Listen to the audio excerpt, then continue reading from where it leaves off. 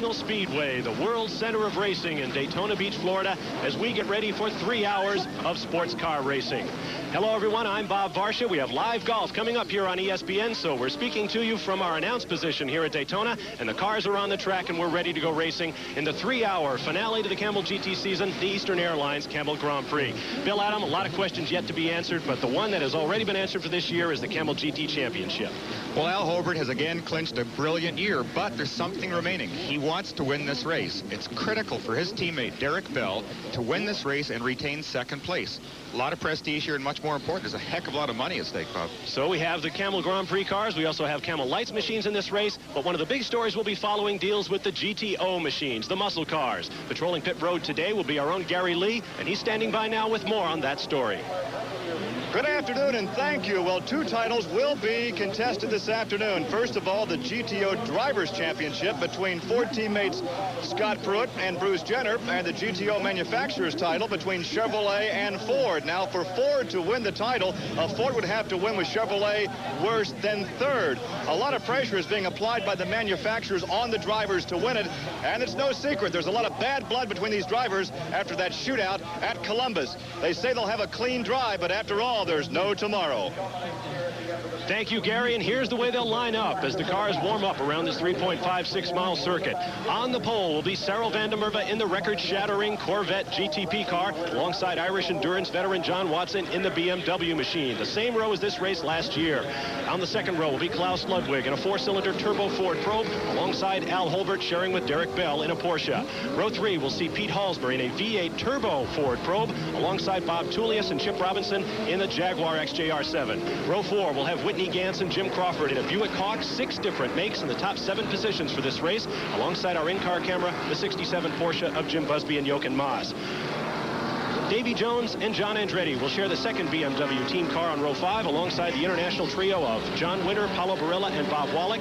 Drake Olson will be starting a Ford Probe on row 6, taking over for Tom Bloy. John Hotchkiss and Jim Adams will be in another Porsche. Moving to row 7 will be Brian Redman and Hurley Haywood in the second Jaguar XJR7, alongside Ken Madron and David Murray in a Buick March. The big story in GTO starts on row 10, where Scott Pruitt and Bruce Jenner will start alongside one another, followed by NASCAR star Bill Elliott and Willie T. Ribbs. Ribbs formerly drove for the Ford team. He now leads the forces of Chevrolet in the Camaros, hoping to take that GTO championship away. Good shot there. Scott Pruitt and Bruce Jenner. Scott started that car. He qualified that car for his teammate Bruce Jenner, who could not be here, and I'd say he did a pretty good job of it. Jenner will start second in GTO with a shot at overtaking his teammate. As we said, Bill Elliott will be in the second row in GTO alongside Willie T. Ribbs in the Camaro. Jack Baldwin, who crashed hard 3 weeks ago with Scott Pruitt, a second Camaro. And then come the Toyotas, the potential spoilers. Dennis Ossie, his teammate, will be on the next row. Chris Cord, our top Camel Lights qualifiers, the lightweight prototype cars. 2 Italian cars, Ruggero Melgrati and Martino Finotto in a Ferrari-powered Alba Racer. The other, Carlo Ficcetti, Roger Andre, and David Loring in a Ferrari-powered Taiga Racer. Okay, Bill Adam, this should be a tremendous 3-hour battle. A lot of championships on the line. There is no tomorrow with regard to this race. Well, it's going to be a great start here, too. As you mentioned, we do have the same front row as last year with incredible horsepower here. We've got this beautiful Corvette GTP 900, 1,000 horsepower available when they want to use it. And it's very much a question, how much have they got the boost turned up? Okay, you see the pace car moving off. They're about a half mile from the start-finish on this 3.56-mile, 13-turn Daytona International Speedway course. It is Cyril van der Merwe in the Corvette bringing them down. The BMW staggers slightly as they head into the turn. We are racing at Daytona. Give it to van der Merwe on the brake, and he is outbraked going into turn 1 by the BMW of John Watson.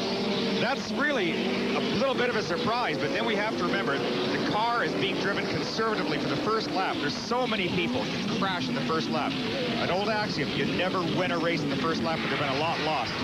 Tremendous battle as they head out on the first lap of the Daytona International Speedway course. You see the Chevrolet in second, being challenged briefly there by the Ford Probe as the field makes its way around the turn. There is the BMW out in front, followed by the Chevy Corvette and the Ford Probe of Klaus Ludwig in third. Well, this is going to be interesting. We're watching the cars. Just, we got a spin already. That's just the hairpin that leads up, or the horseshoe area that leads up to the area on the infield course. No damage appears to be done there. That was the 58 Camel Lights car of Deborah Gregg, one of the few women drivers in the field. sharing with McBride in a Porsche-powered Tiger Racer. Remember, there are 3 classes of cars running in this race as we watch our leaders doing battle on the 31-degree bankings here at Daytona. The BMW of John Watson out front. Now here we go. Here's a second. Yeah, braking maneuver going into the chicane at the end of the back straight.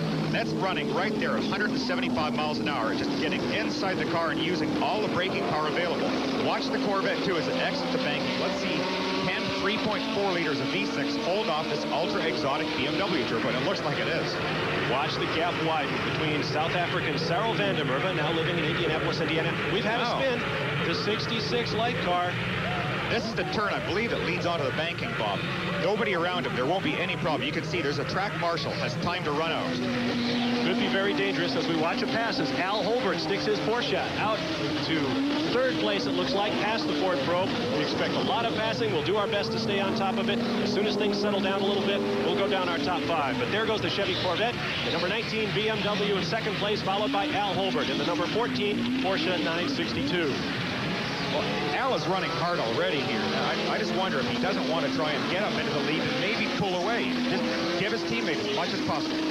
Oh, great shot. Now, here we're inside one of the BF Goodrich Porsche 962s, going through the kink here, approaching a 180-degree corner.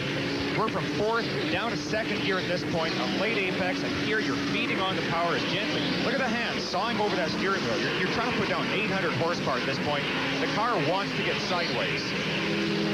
Excuse me, Bill, there you see Jim Downing. That's the number 63 Mazda-powered Argo racer. We think it's an oil pressure problem, as the report we're getting. That would be bad. Jim Downing, the defending champion, badly wanted to win this race. Up onto the banking here, back in our 962 camera car. We're up into 5th gear at this point, already at 150, 160 miles an hour. The car is still accelerating like crazy. Look at this vibration.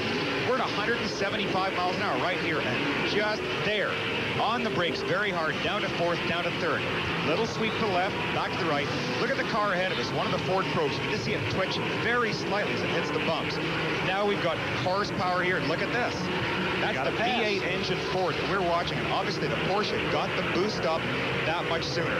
We're up well over 180 miles an hour right here. The vibration is just what you feel. That comes through the steering wheel, through the seat. Very, very fatiguing situation. We're almost 195 miles an hour right at this point as we're across the start-finish line right in front of us. One of many laps yet to come. The kinds of speeds these cars are hitting are absolutely phenomenal. Through the speed trap in practice, there are 2 Corvettes in this field. Both hit the speed traps at better than 200 miles an hour. The Porsches right in the 190 mile an hour. Oh, the bad shunt here.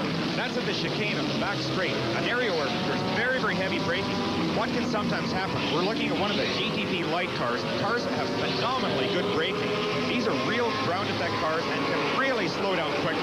Now that was a big story. That was the 25 lights car of Pachetti, Andre, and Loring. And Willie T. Ribbs is on pit road as well. Dramatic action here in the early stages of the race. Tremendous blow for Chevrolet at this point. Willie was running a 6-liter motor in that Camaro. And we talked to him earlier.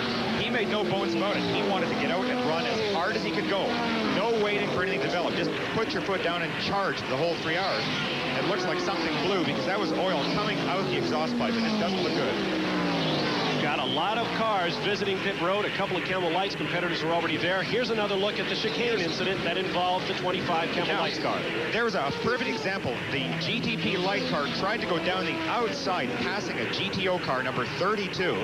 Didn't get an opportunity. Look what's happened to the cars following. They've had no option to go through that corner, have made a very wise and instantaneous decision to go straight through.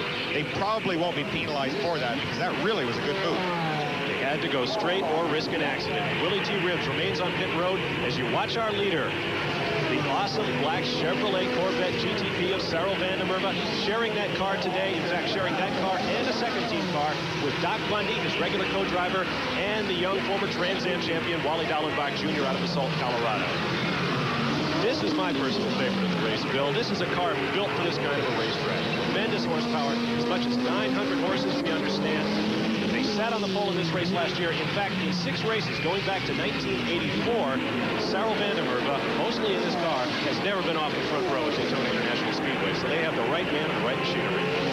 And here's a good battle right here. We've got the 04 Jaguar fighting with the Price Cobb and Rob Dyson Porsche. They had a little bit of a problem in qualifying. They're not really in their usual spot. Usually at the front of the grid.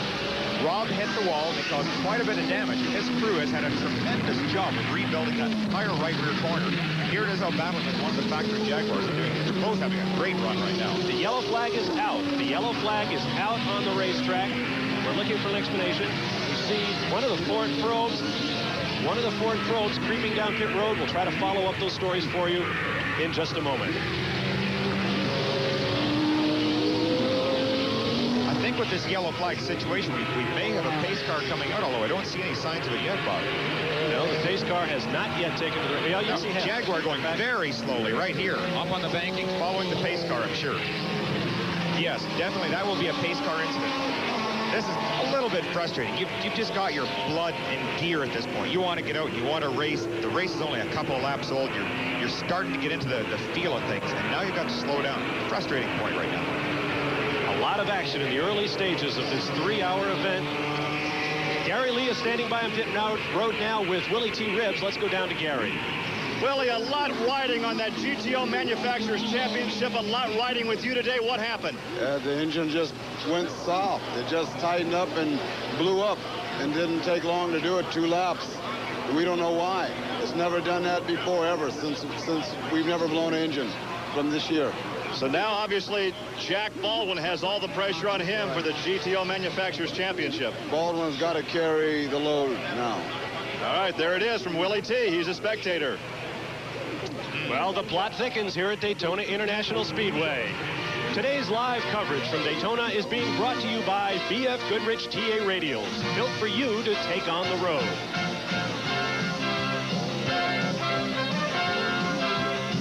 By Dodge Raceway, Bob Barsha and Bill Adam with you. Gary Lee down on pit road. We are under caution. Cyril Vandermerve and Doc Bundy leading the race in a Corvette prototype over Derek Bell and Al Holbert in a Porsche, BMW and Watson and Hobbs third, Jim Busby and Jochen Maas fourth in our camera car. There's a look at our GTO leader right now. That's Scott Pruitt out of Roseville, California. He's in just the position he needs to be in. Pruitt needs to win this race to clinch his GTO championship, not only his personal driving championship, but also the manufacturer's title for Ford. Dennis Ozzie follows in one of the 4-cylinder turbo Toyotas, and Bruce Jenner is in third spot in another Ford Mustang.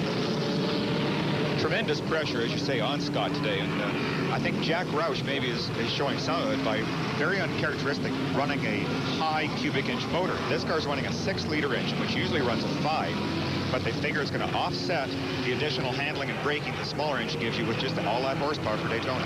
While our GTO machines are working well for Ford, the probes apparently are not. Gary Lee is standing by with Tom Gloy. Well, one driver that is indeed resting here in the shade is Tom Gloy. And Tom, I have to ask, you were supposed to start in the number 2 car, but you're a spectator right now. What caused the switch? Well, we decided at the last minute that we had the best opportunity with 3 reasonably competitive cars, that if I stayed here and took the second stint in the lead car, that we could win this thing. Unfortunately, obviously, we run into some trouble early. We'd hoped that the 7-Eleven car would be up front. I don't know what's gone on with that. You told me that just a minute ago that it pulled behind the wall. So now we've experienced a little bit of turbo problem in the V8 car. So it looks like the best shot that we have now is the original car I was supposed to start in. So it could be a long day for the probes. Okay, thank you, Gary. The field continues under caution, and they've gotten the 1-lap signal. At the end of this lap, we expect the green will be thrown. In fact, they will probably throw that green flag in the banking, and we'll be racing once again. This is a bit of an unusual situation. At a track, normally you wait until you get around to the start-finish line before you get a green. But at Daytona, because it's such a large track, you can get the green just as you finish the infield section of the track, and therefore the leader can have a tremendous gap in only 1 lap. You jump on it, you've got all that traffic behind you. Maybe can't pass a slower car. Now here we've got Al Holbert and the BMW following, but we've got a GTP light car between them and this car, number 67. There's the 0 car. Now, that's an unusual machine. That is a foreign-sponsored entry, the Yost Racing entry, a team that has dominated European endurance racing. This is their initial season, just winding up now on the Camel GT circuit here in the United States. An international trio, Paula Barilla, Bob Wallach, and John Winter driving that machine. We are green once again, and off goes the Chevrolet Corvette. Look at the horsepower here. There's the GTP car, like just keeping low, allowing the higher horsepower full GT prototype to get up high in the banking.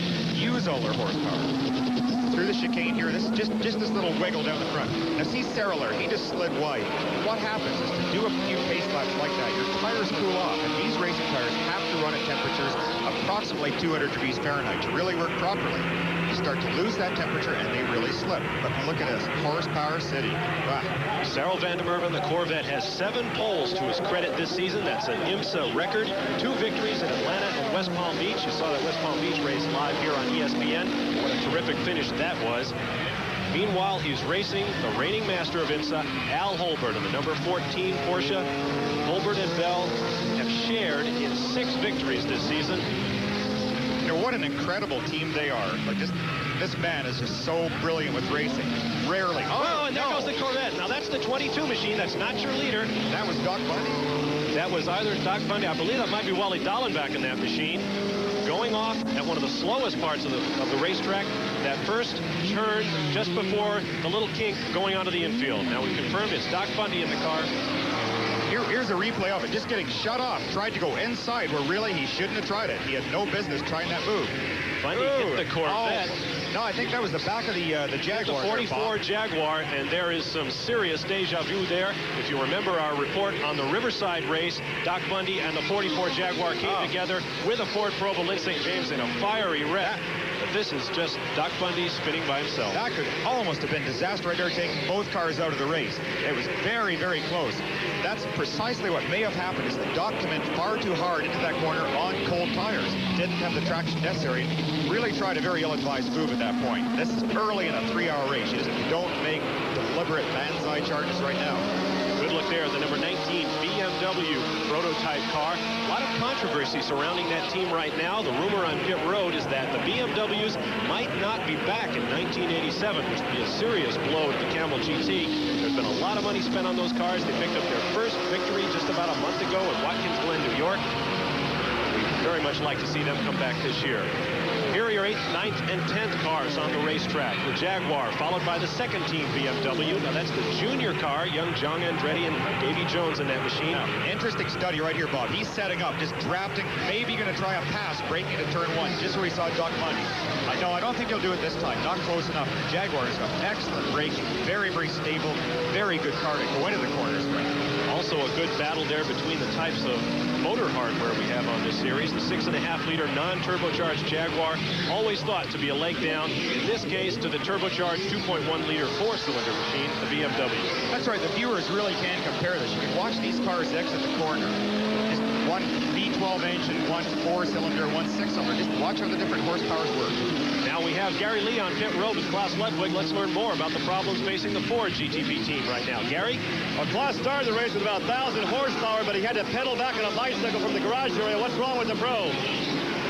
I think an oil leak in the turbocharger area. I don't know what. We tried a new charger today and had some problems. You talk about the turbocharger. Pete Halsmer, your teammate right now, is parked behind us here in the pit area. He is having some control boost problems as well. Yes, I don't know what he has, but I know that my car is definitely out. First lap it was running fantastic, and then I immediately saw that the boost was going down. Then I saw the smoke and just rolled into the garage. So now Drake Olson has all the hopes of the Pro team in car number 2. Okay, thank you, Gary. As you watch the action back out on the chicane, the 44 Jaguar of Bob Tullius has been passed by young Davy Jones in the BMW. There's Jones making his way up on the Buick Hawk. Now, here's a real surprise. This is the Buick that I was so familiar with last year. An engine of tremendous horsepower. Yet look at the BMW, a very small 4-cylinder. Got right alongside of there for a minute, but now it appears the Buick's horsepower is taking over and it's stretching out again. Interesting. You're seeing how power comes into play at different areas. The BMW at one range is actually faster in acceleration, and yet when it gets up into the 180, 190 mile an hour bracket, the Buick's torque probably just pulled it right back out, plus a horsepower advantage. We'll have more racing live from Daytona International Raceway as you watch the Buick battling the BMW, followed by the Jaguar. Lots more to come. Van der Merwe and the Corvette remain your leaders.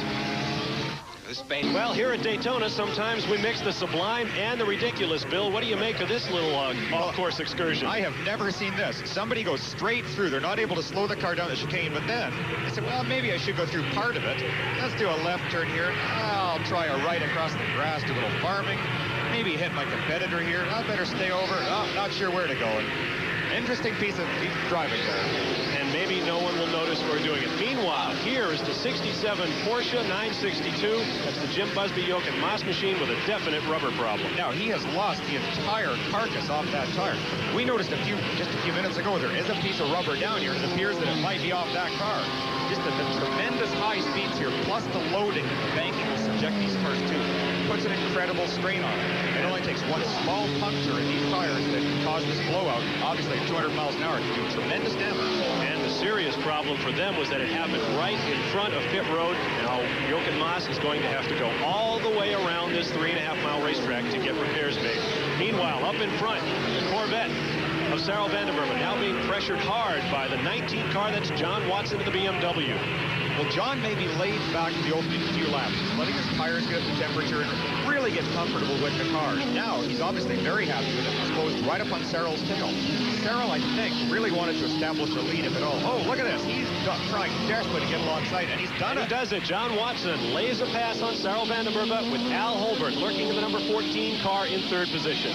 Beautiful piece of driving by John. He just set up nicely, coming out of a tight hairpin, and Holbert's by now. I wonder if Sarel maybe had to get off the gas just for a second because he was surprised by John. And as I said before, with the turbocharged motors, it's so critical to keep the boost. But look at the traffic they're coming up on. Overtaking traffic now. Let's see if anyone will step aside to let the leaders through. But it doesn't look like it. There's a problem. That's Holbert. That's Holbert. Al Holbert is off in a big way at the chicane on the backstretch. I'm not sure if he locked the brakes there or if something locked upon the car for him because there's a tremendous amount of smoke. Everything appears to be all right. He's back underway. No damage to the car. I don't think he hit the wall. But you know Al Holbert's heart is beating right now. Let's take another look now at what happened to Al Holbert braking under traffic. Now you can see the traffic. There's great congestion here, and Al is coming up very quickly. No place to go. So Al Holbert spins off.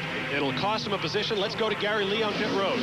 Indeed, we can see all the rubber missing from that left rear tire as Jochen Mass brings in car 67. His co-driver is standing right here, Jim Busby. And Jim, if we can get a comment from Jim, how can you maintain control when the tire goes away like that? With a lot of luck. Now there you hear it from Jim Busby. A lot of luck on the part of Jochen Mass as he brings the BF Goodrich Porsche 962 back in. They change tires, refuel, and he's about to go back out. Okay, Gary, well, you'd expect maybe in an endurance race like this, people were going to take some time. As you see, the 52 Corvette back out in front. But, Bill, this thing is starting to look like a stock car race. This is NASCAR door-to-door kind of stuff. This is fantastic. I love 3-hour races because they're short sprint races. You go for it. You don't play any psychological games here and wait back and say, oh, maybe I'll get better mileage or maybe this will happen. You have to run hard. And look at these guys going at it, putting on a tremendous battle. As Sarel van der Merwe and John Watson duck between traffic. This, folks, is at 175 miles an hour. This is not your basic highway pass. Well, what a pair of drivers be doing with both brilliant drivers. John Watson, as you may note, is a real veteran, a Formula One winner, time and time again. Brilliant driver. Beautiful pair of cars. Al Holbert, in the meantime, has visited pit road and gone back out. Apparently, the car is okay. Presently shown in third place is the Yost Racing entry with, we believe, Bob Wallach behind the wheel of that car. Wallach having won 2 races already this year. In the fourth position is the 04 6.5-liter 12-cylinder Jaguar. Let's go back down to Gary Lee. Can you imagine what would happen on a passenger car at maybe 55 or 60 miles an hour on the interstate if this were to happen? Now, keep in mind, we're not sure why it happened or exactly what happened, but look at all the rubber in the middle section missing. This all happened at about 185 miles an hour. Jochen Mass was able to slow down, make the entire lap, come back in, change rubber, and he's back in competition. Okay, Gary, thank you. As we watch our leader, Sarel van der Merwe, a 9-time rally champion in his home country of South Africa. In fact, I read somewhere, in fact, Sarel even confirmed it to me, in 1984, jumping back and forth across the ocean to race in South Africa and here in the United States. Sarel van der Merwe spent the equivalent of 62 days on an airplane. So you can imagine what it must be like. I just think what his Eastern frequent flyer mileage was. There you see John Watson, who is presently trailing Sarel Vandermerva. Hey, the Raiders are beating Houston, Bill Adam. You'll be interested in that. I love it. All right, Miami looking to get another win. New England shutting out Buffalo at this point early on. On the racetrack, my Jets, 7-6. On New York, 3-0 shutout. Philadelphia's going to San Diego right now. We'll keep you updated on all the sports action throughout the day. Don't forget live golf coming up right after this race. So things are beginning to settle down, we think, here at Daytona. The action has been fast and furious. Scott Pruitt continues to lead the GTO division. Last word, he was being trailed by teammate Bill Elliott. Whoa, speaking of GTO, here's a problem. Problem there. I think that's the Buzz McCall, the Skull Bandit Camaro. That beautiful looking car, except that smoke at the back looks very, very serious. Buzz McCall and Walt Boren sharing that Chevy Camaro. Very pretty car. Now, the problem I see here, Bill, is he's in the racing line and could be dropping oil. Yeah, I don't think he'll actually be dropping it at this point. It looks more like it's an internal problem. It's coming out the exhaust pipes. As long as that happens, the marshals are on the track. Part of their job is not only helping people when they run into problems, but they actually get out every once in a while and get as close a look as possible at the surface to try and determine if a car is dropping oil. And if it is, they hang out this yellow and red flag you see with the stripes across it. That warns drivers that here, we've got a slippery surface. Just be very careful, fellas. 13 laps complete as you watch your leader. Working lap 14. Yeah, what a great battle they're having. They are really going at it. You can see that the cars that are third, fourth, and so on, they're not even in the ballpark at this point. These two have really pulled out a great lead. Sarel Vandermerva driving one of 2 Corvettes, 3 drivers sharing the 2 cars. The action will continue on into the afternoon. BMW moving in closely. We'll be back to let you know exactly what happens as John Watson shadows Sarel Vandermerva, and the action continues here at Daytona. Don't go away. We'll be right back. Back at Daytona International Raceway, where your leader, Sarel Vandermerva, stays out front. In fact, we had a lead change, the 19 BMWs out front. Don't forget college football coming up this Thursday on ESPN. Cal State Fullerton versus Fresno State as the action continues on the track. How about that Kevin Sweeney on track to break Doug Fruity's all-time NCAA total offense record? It all starts Thursday at 9 p.m. Eastern, live on ESPN. You just saw the 52 car retake the lead. He lost it a moment ago, and here's where the BMW seems to be stronger on this racetrack, Bill. Look at this. You can see they slide out a very tight 180 right-hander. John Watson gets up alongside, dives inside. Just a beautiful pass, the same place he did it before. Now let's see, can he do it this lap again? Here we're coming up to the 180. Just look at how now John is staying out a lot wider. Gets in a little bit later. Now he'll be on the gas right now. Sarel is not on the gas fully. Here's the setup. Same thing again. Look at John trying to slide up. Yeah, he's going to try it. Up the inside, gets late on the brakes. Now he has to be late on the gas because he has such a strange line going on to the banking. Sarel, without question, would have a faster line in the banking. Now watch what happens here. The Corvette's horsepower should bring this car back up and give Sarel a shot coming back around the other end of this stock car pole. They should stay in this position through the chicane, I think, and Sarel will set him up for the exit. No, look at this. Oh, tremendous racing. Sarel won't try it. Won't try to go inside. There's too much at stake here. You might have noted the number 46 RC Cola March. The Buick March that we saw earlier is now sitting on the grass. Attrition already taking its toll here at Daytona. Gary Lee is standing by with a little bit of an insight as to what happened to Al Holbert, now being shown 13th on the racetrack. Gary? Well, Bob, one of the major concerns here in mixing all these classes is the approach speed. In fact, a problem with the slower cars is overtaking safely. The word is that Al Holbert came up on some slower cars, got on the brakes too hard, and spun. The operating temperature of these tires is well over 200 degrees, but as he spins, he flat spots this tire right here, and it also blisters this raised area right here. So a spin and a long pit stop have been costly for Al Holbert.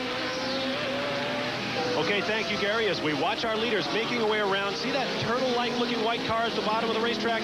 Good story behind that. That is an experimental Porsche 961, derivative of the Porsche supercar called the 959. We'll have more on that as the day goes on. Back to our leaders, and there is your GTO leader, Scott Pruitt, about to be lapped by the GTP leader, Sarel Vandermerva. And Bob, look at this. Here we go once again. Is John Watson going to try the inside maneuver? Nope, Sarel's blocking. Look at this. Sarel stays in the middle of the track, doesn't give John the opportunity to get outside and pass again. Just tremendous battling going on. You saw the different cars. Average speed at this point, 103, almost 104 miles an hour. The record for an entire 3-hour race, 107 miles an hour, set 2 years ago by Al Holbert and Derek Bell.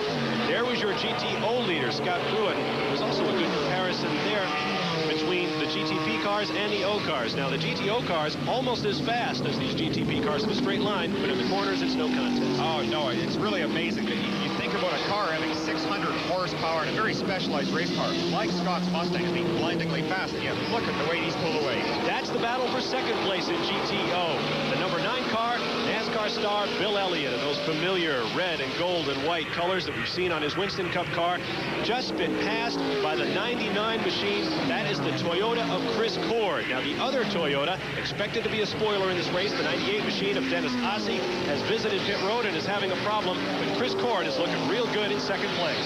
Well, you know, Bill must be thinking right now, what's this little car doing out in front of me? He's so used to seeing cars that are 7 feet wide and running 200 miles an hour. Of course, he's not used to doing this either. He's getting on the brakes. What's this all about? I talked to Bill Elliott before. He said, look, my Winston Cup car weighs 3,700 pounds and it has about a 3-to-1 steering ratio. I get into this car, it weighs about 2,200 pounds, and the steering is 4 times, a 12-to-1 ratio, 4 times as sensitive. So you can imagine there's an adjustment. Oh, he does such a good job, too. He really does show the old axiom that a good driver is a good driver is a good driver. You get somebody with the God-given ability, they can do a job no matter what kind of car they drive. And Bill is a perfect example of that. Very, very fast with the GTO car. And that is how close the GTO battle is. The second place Chris Cord machine within spitting distance of the number 11 Ford of Scott Pruitt. Your top 3 as we watch Bill Elliott making his way through the sweeper and down the short chute to the hairpin. Running close together. Now, here's the battle for the lead. Isn't this? Now, remember, the BMW is a turbocharged 4-cylinder engine. The Corvette is a turbocharged V6. And you saw everything was identical there for a little while.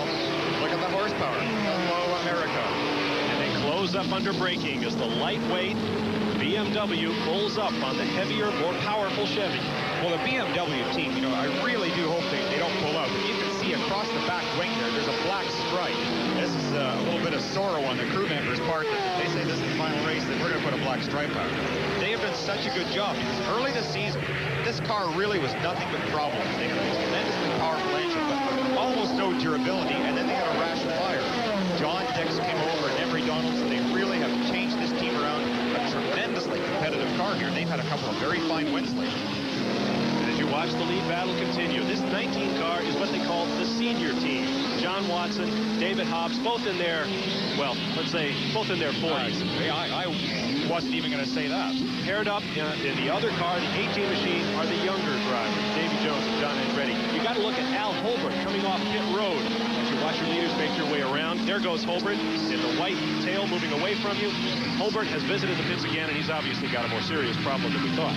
Yeah, I wonder if Al maybe didn't do some damage there in that high-speed spin. Sometimes things are happening so quickly that you really can't take a chance on running that strong head on. You may over-rev. Oh, look at this. Up the inside John again. Watson. He loves doing that. John Watson once again takes the lead. Here's a look at the other Corvette, the 22 machine, virtually identical to the sister car on the track, and this looks terminal. Definitely not a normal stop once that rear hood comes up. They're checking something in the engine part. There's Doc sitting in there. Okay, Gary Lee is standing by on pit road. We were just checking with the crew of the 52-bit to see when the leader would be pitting. We were told the 52-bit with Vandermeer would come in about lap 25, and all of a sudden all the attention turned down pit road to car 22. Doc Bundy has stopped. The engine has been cut, and Doc opens up the right side door. He is unbuckling and is about to climb out. So momentarily we'll come back down here and have a word with the driver, Doc Bundy. Well, I wonder if Doc maybe didn't have a little problem there when he went off during the excursion with the Jaguar.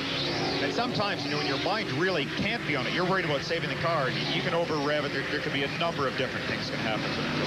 This is too bad.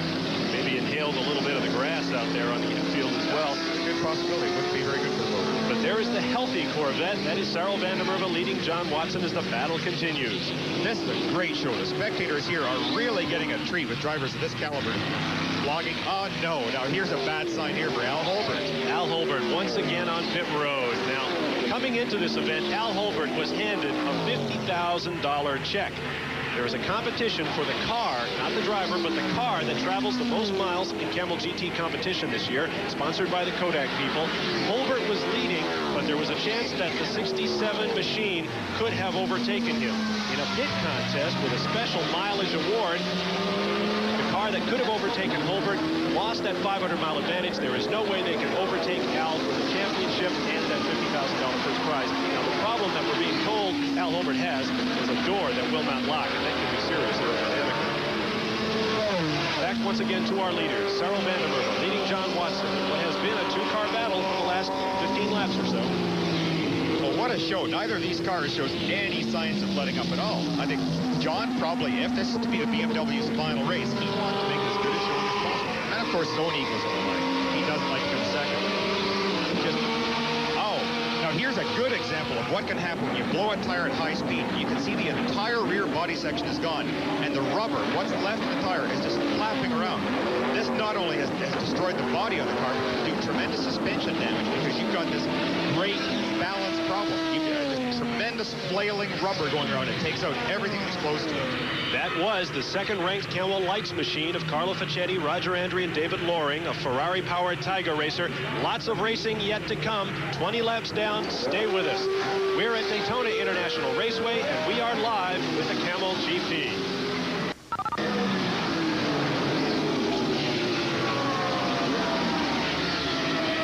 Only the 6th, and I was just really taking it easy, but it'll take too long to fix it, so we're just going to take it out of the race.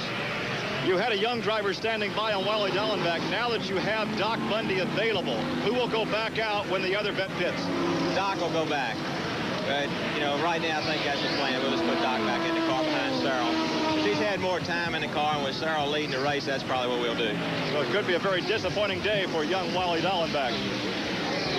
Okay, Gary, talk about disappointment. If you had looked to your right, you would have seen that the Rick Hendrick Motorsports entering the GTO class, Jack Baldwin, is on pit road with his hood up, and this could be doomed for Chevy's hopes of that GTO championship. Oh, the Chevrolet hearts are going to be real sore right now. And here we are, our fellas back out here just still playing hard.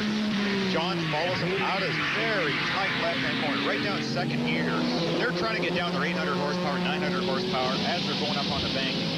Very fast section, but you got to be careful. That wall up there does not give you a second chance. Taking a very high line to the 31-degree banking here at Daytona.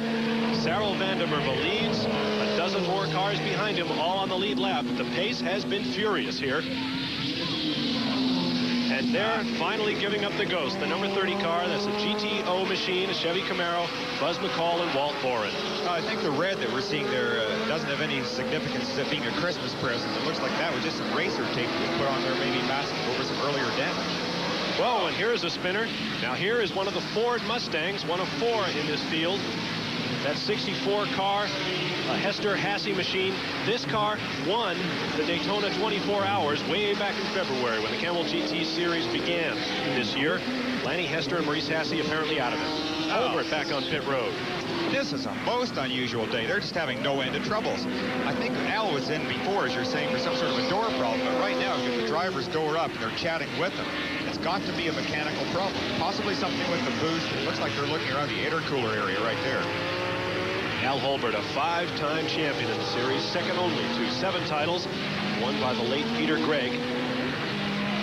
Al has also clinched his second in a row. He won last year's title as well. First man to do that since Gregg did in 78 and 79. Here we are once again with our leaders, and we're approaching what is probably going to become known as John Watson's corner. That's right. You know, the viewers are going to be thinking this is a replay. Well, this isn't. This happens the same way every lap, and look at this. No, he doesn't. Cyril is... Look at this. Cyril got in too deep. You saw the car get sideways, and John took quick advantage. Dove underneath, back on the gas, up on the banking, into the lead. Now, what would you like to bet that Cyril Vandermeer was looking in his mirrors when Watson threw the fake and then got on his brakes too late? Exactly. John is a real veteran here, as we said, Grand Prix winner in Formula One. We're going to get a replay of this just so you can see. Look at this now. Cyril starts to watch John, wants to get in and not let him go by. He gets so deep, the back wheel's locked up. You saw that the black streaks coming off those rear wheels. He couldn't turn into the corner. John was fast enough to realize what was going on, dove to the inside, was hard on the power by the time Cyril got his car stabilized. We're 22 laps down, about to complete lap 23, and we've had about that many lead changes. Let's go back to the GTO story, and here's Gary Lee. Well, right now, all the hopes for the Chevrolet manufacturer's title are riding with Jack Baldwin, and Jack is having his trouble. Brad Francis, what is the problem? Well, we have a small dial on the throttle shaft that has a little Allen screw in it, and it came loose. And it changed our fuel mixture, but we've corrected it, but it took too much time. What prevents it from coming loose a second time? Well, we've got it pretty tight right now. I hope it'll be all right. Once again, without the luxury of a 12 or 24-hour grind, he doesn't have a whole lot of time to make up. Okay, thank you, Gary. As you can see, our second-place car, the Corvette, has pitted. And here is the 19 car. Oh, my word. Absolute disaster on one lap. Now, we're 23 laps in. Can we suppose, Bill, that these were supposed to be routine stops and perhaps the BMW has run out of gas? I don't know. It almost looks like it has. There's no signs of any damage at all. The car is fine. There's no smoke out of it. It just suddenly came to a stop. In fact, yeah, it has stopped dead now. The Corvette was in the pits really just for a rear tire change. They can't take the risk of running flat spotted tires that may have been taken down to the core at a 200-mile-an-hour pace. The potential of a blowout is very, very dangerous. Well, there you saw John Watson, who is right now loosening the belts and getting out of his machine. He's going to have to push it unless they retire the car and the officials pull him in. A tremendous disappointment for the BMW team, who wanted to score their second victory in what could be their last race in Camel GT competition. There is the 52 car coming back off pit road, and unless I'm mistaken, Bill, I saw Wally Dallenbach Jr. get in the car, and here is 19 back underway. Now, okay, it's got to be what I would guess to be an electrical problem. These cars have very sophisticated fuel management systems in them. They're incredibly complex units, but they all have backup systems. What may have happened is that one has failed, and John has had to plug one out, plug one in, and get the car fired up again. Looks like that could be its always the problem. I hope that's so much for my gas theory, but you see they're fueling the car, adding tires, and David Hobbs will take over for John Watson. So what started out as a scheduled pit stop has become an adventure for BMW. Well, David always going to have a good afternoon out there. John just buckling him in there, helping him get the shoulder belts over. Sometimes a little bit of a problem. These cars are very cramped. You really can't do it easily yourself. What John does, the belt over David's shoulders, makes it easy. 47-year-old David Hobbs from Priors Hardwick, England. And here is the 18 BMW trailing the Jaguar through the kinks. The 04 Jaguar, that's the Brian Redman Hurley Haywood machine. Once again, a battle of youth and innocence versus age and experience. Brian Redman with over 15 World Endurance titles to his credit. Tremendously experienced driver battling Davy Jones, all of 21 years old. Really, Brian is such a great driver, such a nice person too. Really enjoy Brian's company. They have been having this battle right since the start of the race, really going at it. Maybe what BMW did was to say one car go out, run very, very hard, but one car just to hang back that little tiny bit. Run a little more conservative pace, make sure you don't get into any dangerous situations. Okay, Gary Lee is standing by now with John Watson, who just got out of the BMW 19 car. What you got, Gary? Well, John, it appeared to be the start of a routine pit stop, but what happened? Well, we were on schedule for a routine pit stop. Something happened. The engine cut out on just going out of the banking. I don't know what it was. Everything seemed normal. Fuel pressure was normal. I couldn't see anything. All the switches were on. But then I got it, just onto the pit entrance. Got it fired up again, came in, but we lost a lot of time. Drivers like to settle into a rhythm during the competition. This has been a wild event so far. Is there something wrong perhaps with track conditions or the wind? Is that a factor? I don't understand why you say it's so wild. Tell me that. I don't know. Well, obviously you haven't been watching where we've been watching this. Yeah, no, I have. I've only seen what's going on ahead of me and really try to concentrate on the car in front of me, try to take advantage of where I'm strong, where he's weak, and so we're seesawing a lot during the race. Will you see more action, or are you finished? No, I'll go back out after David's done this driving spell, then I'll get back in again to another one. I'll have a chance to rest, then some more fun this afternoon live at Daytona. Thank you, Gary. It is fun. And there you're watching the Zero car that is Bob Wallach, holder of 2 titles already this year, a recognized street master with victories at the Miami Grand Prix and 3 weeks ago in Columbus. He started that car 10th. He is now running in first position. Well, it looks like Bob's taking a page out of Al Holbert's book. The race is never over. And he just really didn't worry about that 10th place to start from and has driven very, very smoothly. He's almost been very quiet. We haven't really had any excitement from that team at all. And yet, here he is leading the race. Going to be having a battle by the looks of things. There's that BMW that's lurking right behind him. Certainly a pit stop is to be expected from the Zero team. I don't believe they've gotten their pit stop yet. But Bob Wallach leads the way. Usually a turbocharged Porsche, the 962, can run about 55 or 60 minutes on a track like Daytona. So I would expect to see pit stops in the quite distant future. 25 laps complete as you watch the leaders making their way down the long backstretch. And here's a BMW underneath once again. That car just looks like it has... Oh, and look at this. You saw Wallach sliding sideways. He did much the same thing as what Searle did just a few laps ago and what Holbert did at that very same spot. But tremendous car control. Now, remember, he is traveling at 175 miles an hour at that point, getting hard on the brakes. Here's the back of the car pulling out. Well, most of us, your heart's going to stop and just, can't do that. Wallach never gets flustered, just holds that slide, really doesn't scrub off very much speed, or more importantly, doesn't damage his tires. But it does give a big cushion to the 18 BMW of Davy Jones. Meanwhile, the Jaguar 04 Brian Redmond closes right up on the tailpipes of the Porsche. And, well, I thought for a moment there he was going to try to get underneath. I did as well. It looked like Brian might take a stab at it, but he just decided to wait. There wasn't enough room to get through it. You can see that as Wallach exited through that little chicane there, the car is bouncing a bit. He's hitting a combination of curbing and bad spots in the track. That's a spot where it's really not a good place to try and drop a wheel off like what he's doing. You can damage suspension, you can lose wheel weight. It makes it very difficult to drive if those sort of things happen. Daytona International Speedway, a very wide open course. A course usually given, Bill, and correct me if I'm wrong, to the big power cars, the big horsepower cars like the Corvette. Not the favorite racetrack from the Jaguar drivers. No, it really isn't. The Jags are a bit down on horsepower compared to the other cars. They have a V12 engine that puts out something about 7 corners without any problem. Don't waste time on wheel spinners. Very, very good race car. A really nice package.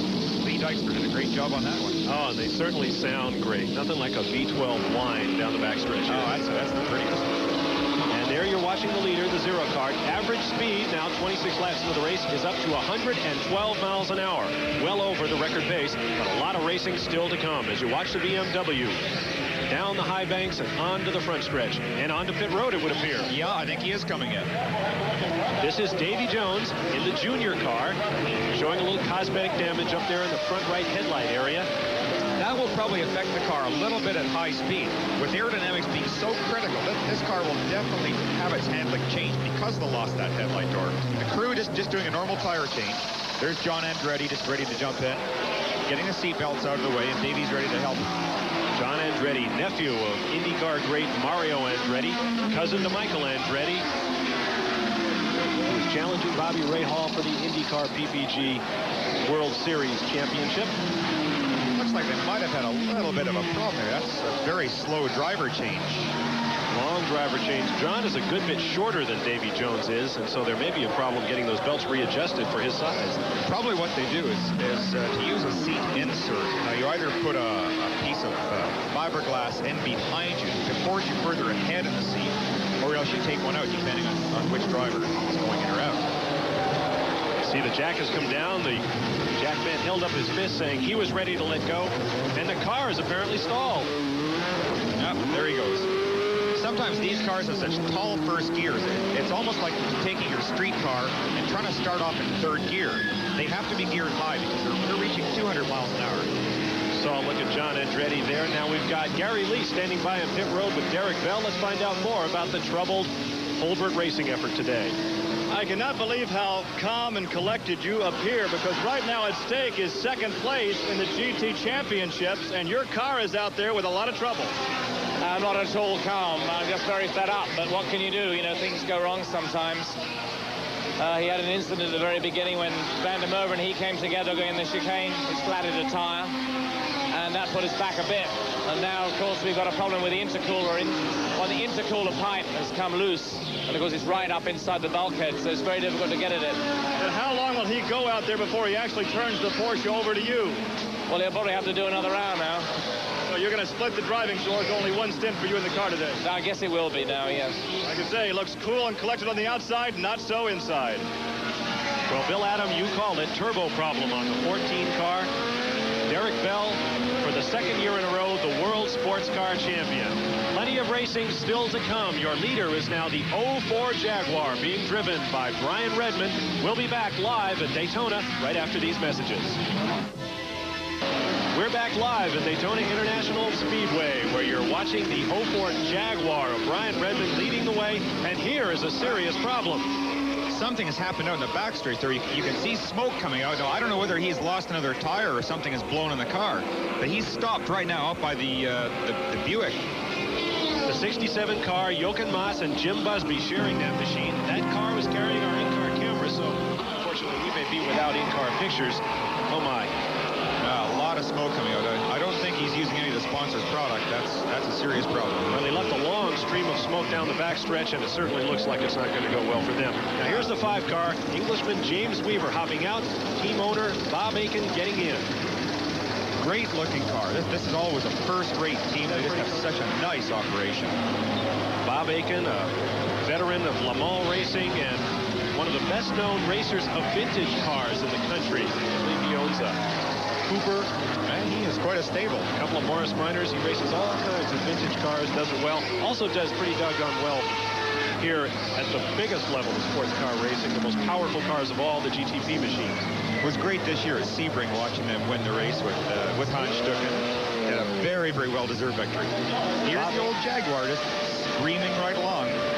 Brian Redmond at the wheel of the 12-cylinder non-turbocharged Jaguar. If you could bottle that sound and sell it, you'd make a lot of money, Bob. Now, here's a good example of the fuel mileage problem we referred to earlier. In fact, it's an advantage for this car. As you can see, 12 cylinders, fuel injected, but they do get better mileage than the other machines. Definitely. With the fuel injection, it's a very strong point for them. And not only gives the mileage, but it's a very wide torque band that gets right in there. A great combination here. 700 horsepower, a little bit down to some of the big turbo cars, but on the other hand, they do inherit leads from time to time, as they have here now. Here is the 0 car once again. Bob Wallach has gotten out. I believe that's John Winter getting into that machine. Just cleaning the windshield. What happens is that during the race, cars tend to throw up a lot of little chunks of rubber, and of course they're losing oil and some gasoline out the exhaust pipe. This coats the windshield, and in the late sun down here, like a late afternoon sun, it's really almost blinding. It's worse than any situation you get into on highway driving because of all this film in your windshield, and it's so important for this pit crew to do as good a job as possible. Squeaky clean there, guys. Smooth pit stop for the 0 car, who have not lost much, but well, here, even as we speak, something less than a smooth pit stop. John, you can see the car jerking a little bit. He was letting the clutch out, trying to re-engage the motor without using up his battery, and I think he was successful. The car's fired up, and he's going down pit lane, exiting back onto the track. There's your leader, the 04 Jaguar, the Group 44 machine. A lot of speculation about this team in Camel GT competition next year as well.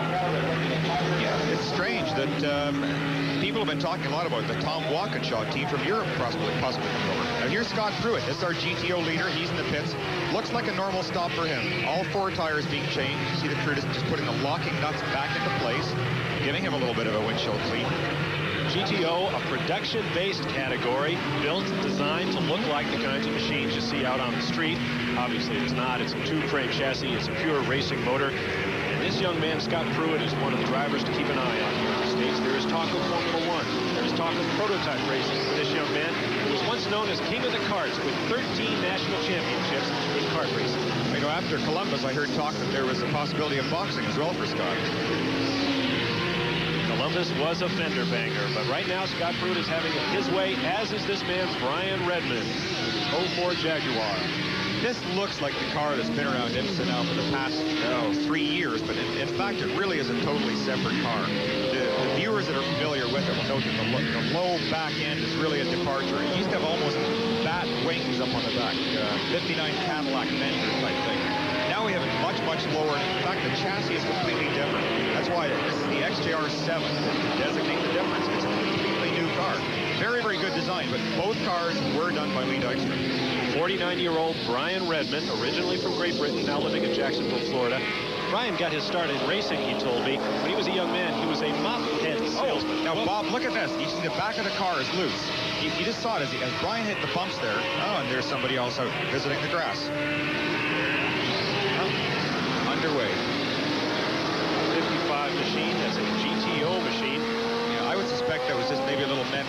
doesn't look like there's any damage to the car.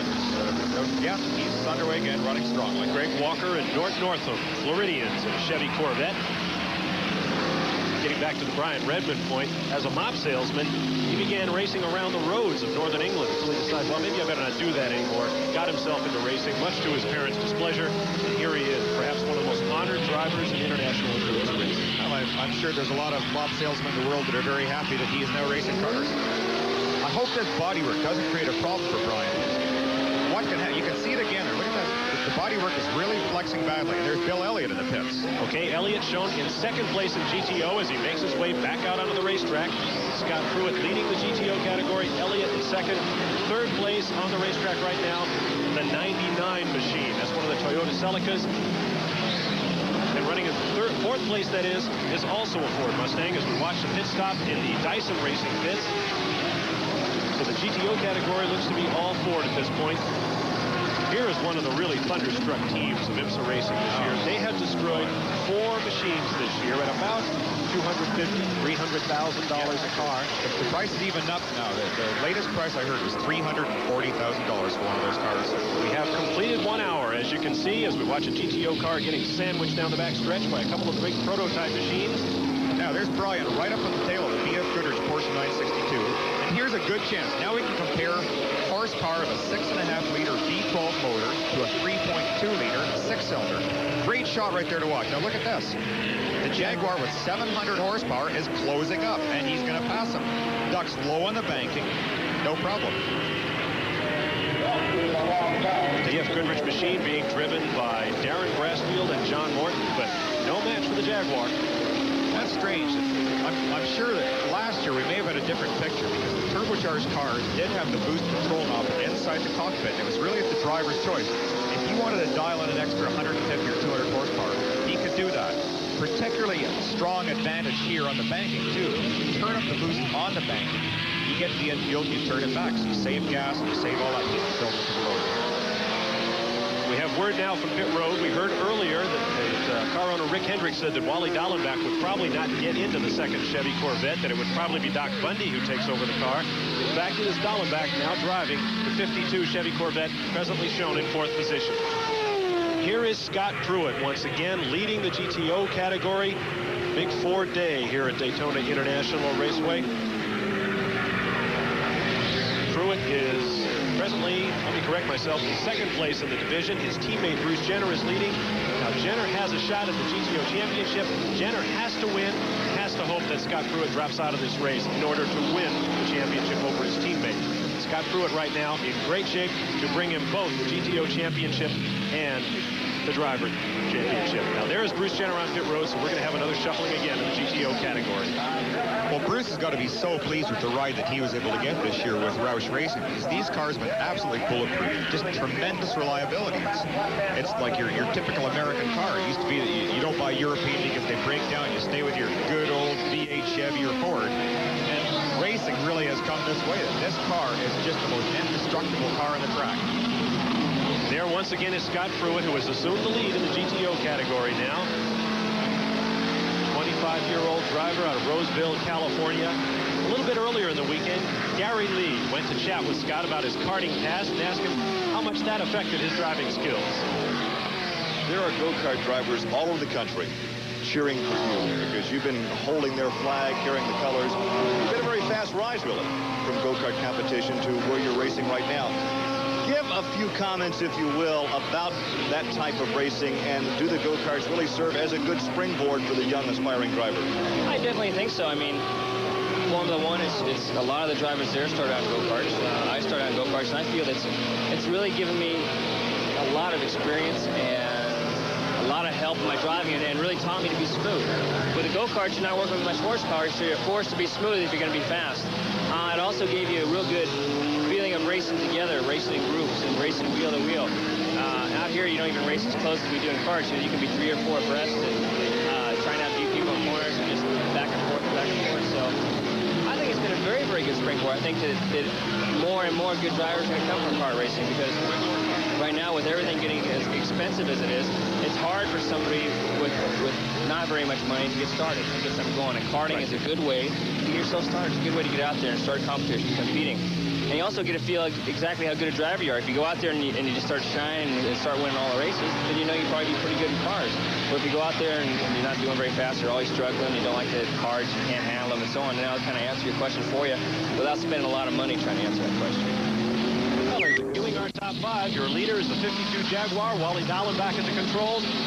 52 Corvette, that is. Jaguar in second, BMW third, Jaguar fourth, and a Porsche in fifth position. We'll be back to more live racing at Daytona International Raceway right after. Beginning of recorded history. We are back live at Daytona for the Eastern Airlines 3-hour Grand Prix. Bob Julius. The Jag's not always the fastest, but it's been very consistent this weekend. Well, we've had our lumps this year, but we've made some special changes and some special effort for this race.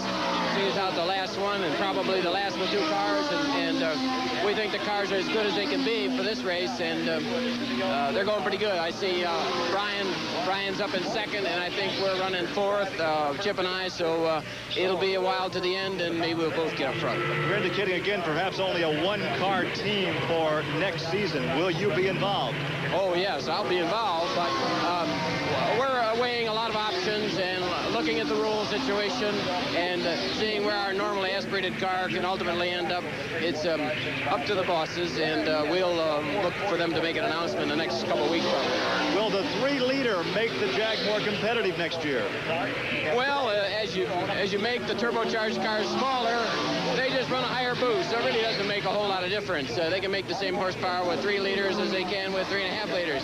They might make them a little less reliable, but when you got a dozen of them to race against, one of them's going to make it through. So it makes the odds pretty tough.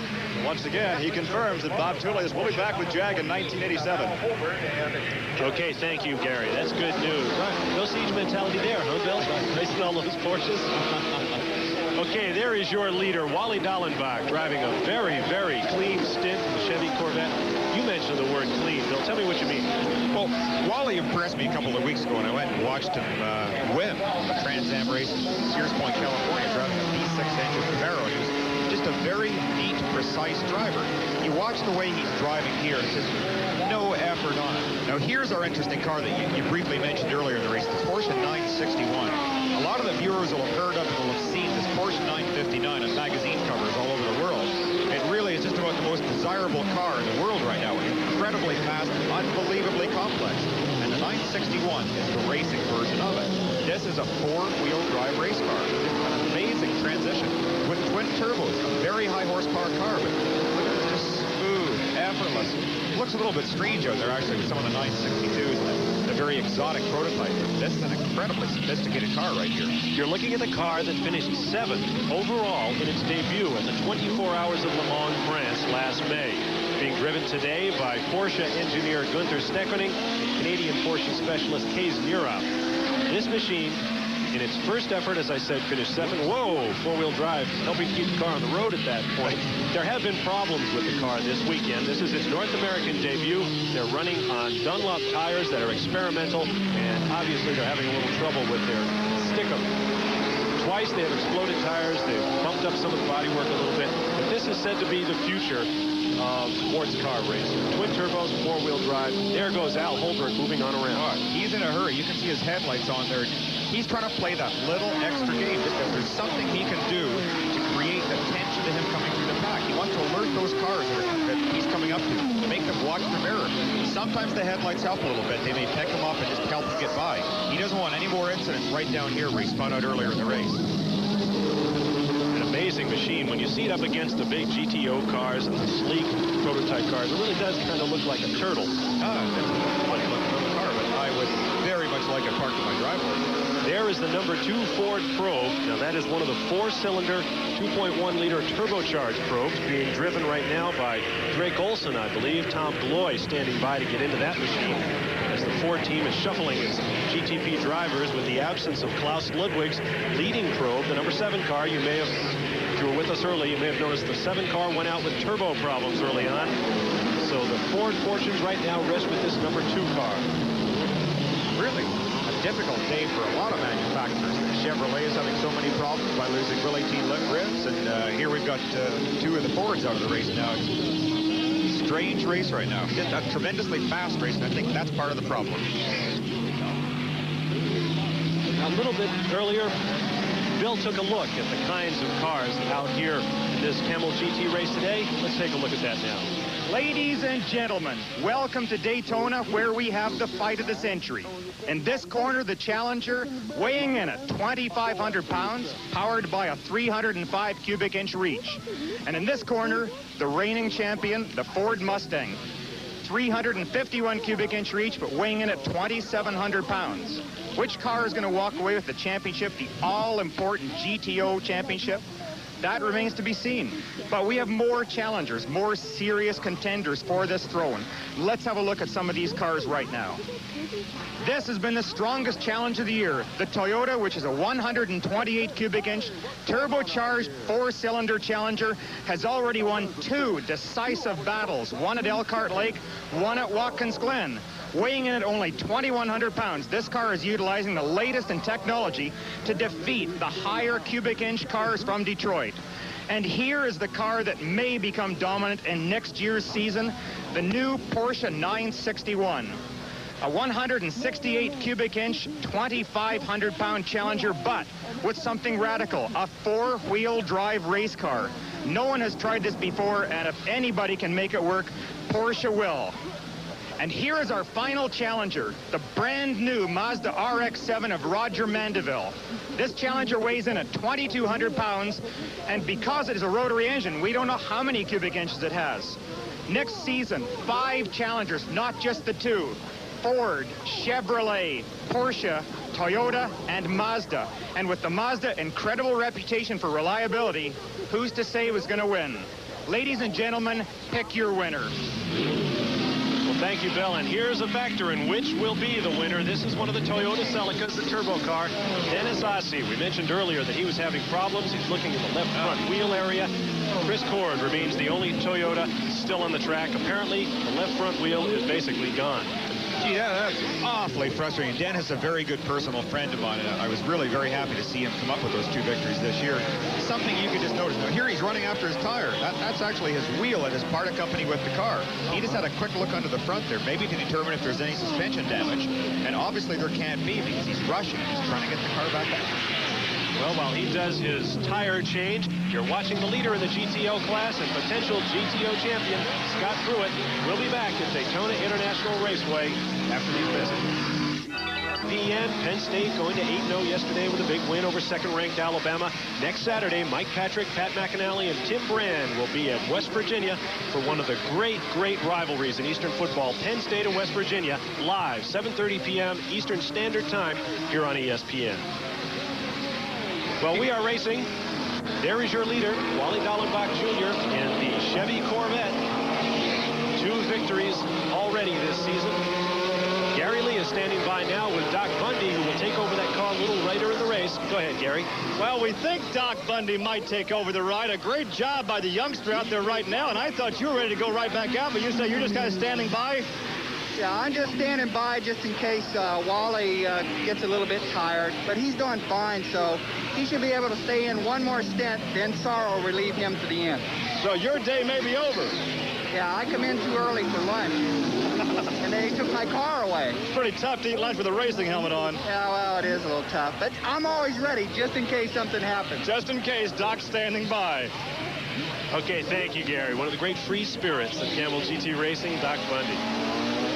And there is the car that he is concerned about, the Chevy Corvette that has turned the fastest lap of the day, 124.9 miles an hour. Sarah Vandenberg did that a little earlier, just under the record, but it is warm and quite humid here in Daytona today. The average race speed thus far, 44 laps down, 114.207 miles an hour. That is way over the race record, and barring any complications or yellow flags, this man, Wally Dallenbach Jr., has everything under control. Less than 2 hours to go. He looks awfully comfortable out there right now. He's really not showing any signs of being a rookie in this car and driving it just so smoothly. Really doing a nice job. A great sedan racer. Wally Dallenbach Jr., last year's Trans Am champion, driving for the Ford team of Jack Roush, presently being spearheaded by Scott Pruitt. Wally Dallenbach had that car last year, just demolished everybody else in the series. There's something interesting there, Bob. That looked like the RC car was actually moving a little bit. Yes, it is. The 46 car, that's a Buick-powered March, was parked on the infield for a long time. I guess we can only assume that the driver managed to make whatever repairs were needed, and he's back underway. He was going out for a can of RC. Whitney Gantz and Jim Crawford piloting that car today. They have had nothing but trouble all weekend. They were breaking exhaust headers. They barely got in a single lap of practice. Obviously, the race is going just about that well. And there's the leader, Wally Dallenbach, trying to put a lap on the Porsche number 16 of Bryce Cobb and Rob Dyson. You know, the viewers will see the fire at the back of the Corvette. It's really not anything. But you can see it there, the Porsche, too. Huge, big belch of flame. That's nothing to worry about. With the turbocharger spinning at incredibly high RPM, 80, 90,000 RPM, sometimes they'll force raw fuel right through the motor, and not all of it can be burned since they're in a throttle off situation. This fuel goes out the exhaust pipe and is simply ignited by the temperature, so nothing to worry about. Okay, now we've got a battle developing for first place here. You see Wally Dallenbach making his way around in the black and silver Corvette. The 04 Jaguar in second place. That's Early Haywood. One of the winningest drivers in history here at Daytona. He has won at Le Mans. He knows sports cars, and he knows how to get by Wally Dallenbach, it would seem. Well, I don't think Wally will really battle him too hard. At this point, what he wants to do is to do a nice clean shift in the car, turn it back over in great working order, and if necessary, Cyril can get back in, turn the boost up, and really take a run at it. I don't think anyone would argue with Cyril in that car and the boost up. There is nothing to touch the Corvette at Daytona. Nose-to-tail action as Wally Dallenbach leads Early Haywood. Just look what that horsepower has done in a very brief section of track. Just pulled out a strong lead right away, but coming into traffic, this helps the Jag. They've got that immediate V12 response. The power is right there, right away. They'll bring them back up. A little bobble there as you watch the 53 car, another one of those old Chevy Marches, still hanging in there about 4 years after that car was designed. Yeah, look at this, just blowing by the Dyson Porsche up on the banking, and now the Jaguar's closing up on Dyson as well. Let's see if Hurley takes a shot at passing him under brake. Now, Wally's going awfully low. He's coming into the pits.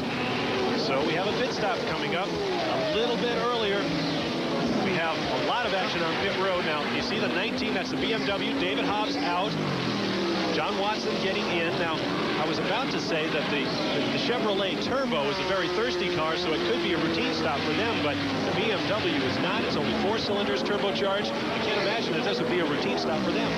No, they probably have very similar fuel economies because they're both cranking out tremendous amounts of horsepower. It's a case of feeding all those horses. The BMW does run a 4-cylinder motor that's much smaller than the Chevrolet engine, but they run a very high boost to try and get that horsepower. And of course, the boost relates to the amount of fuel that is being forced into the motor. Okay, you see the Chevy Corvette pulling back out. The new leader is the 04 Jaguar. You see him there, third in line behind the 16 Porsche. There is Hurley Haywood, 38 years old, out of Ponte Vedra, Florida. Whoop. A little wiggles there going on the bank. That particular area of track can really get slick because you're accelerating from a speed of probably 30 miles an hour. And these cars do get limited amounts of wheel spin. So you're What's your body? We're back at Daytona International Raceway as you watch that bodywork continue to flop on the 04 Jaguar, leading the race at this point. Early Haywood making his way around, but he must be aware, Bill, of the fact that that bodywork is flapping. He loses the bodywork.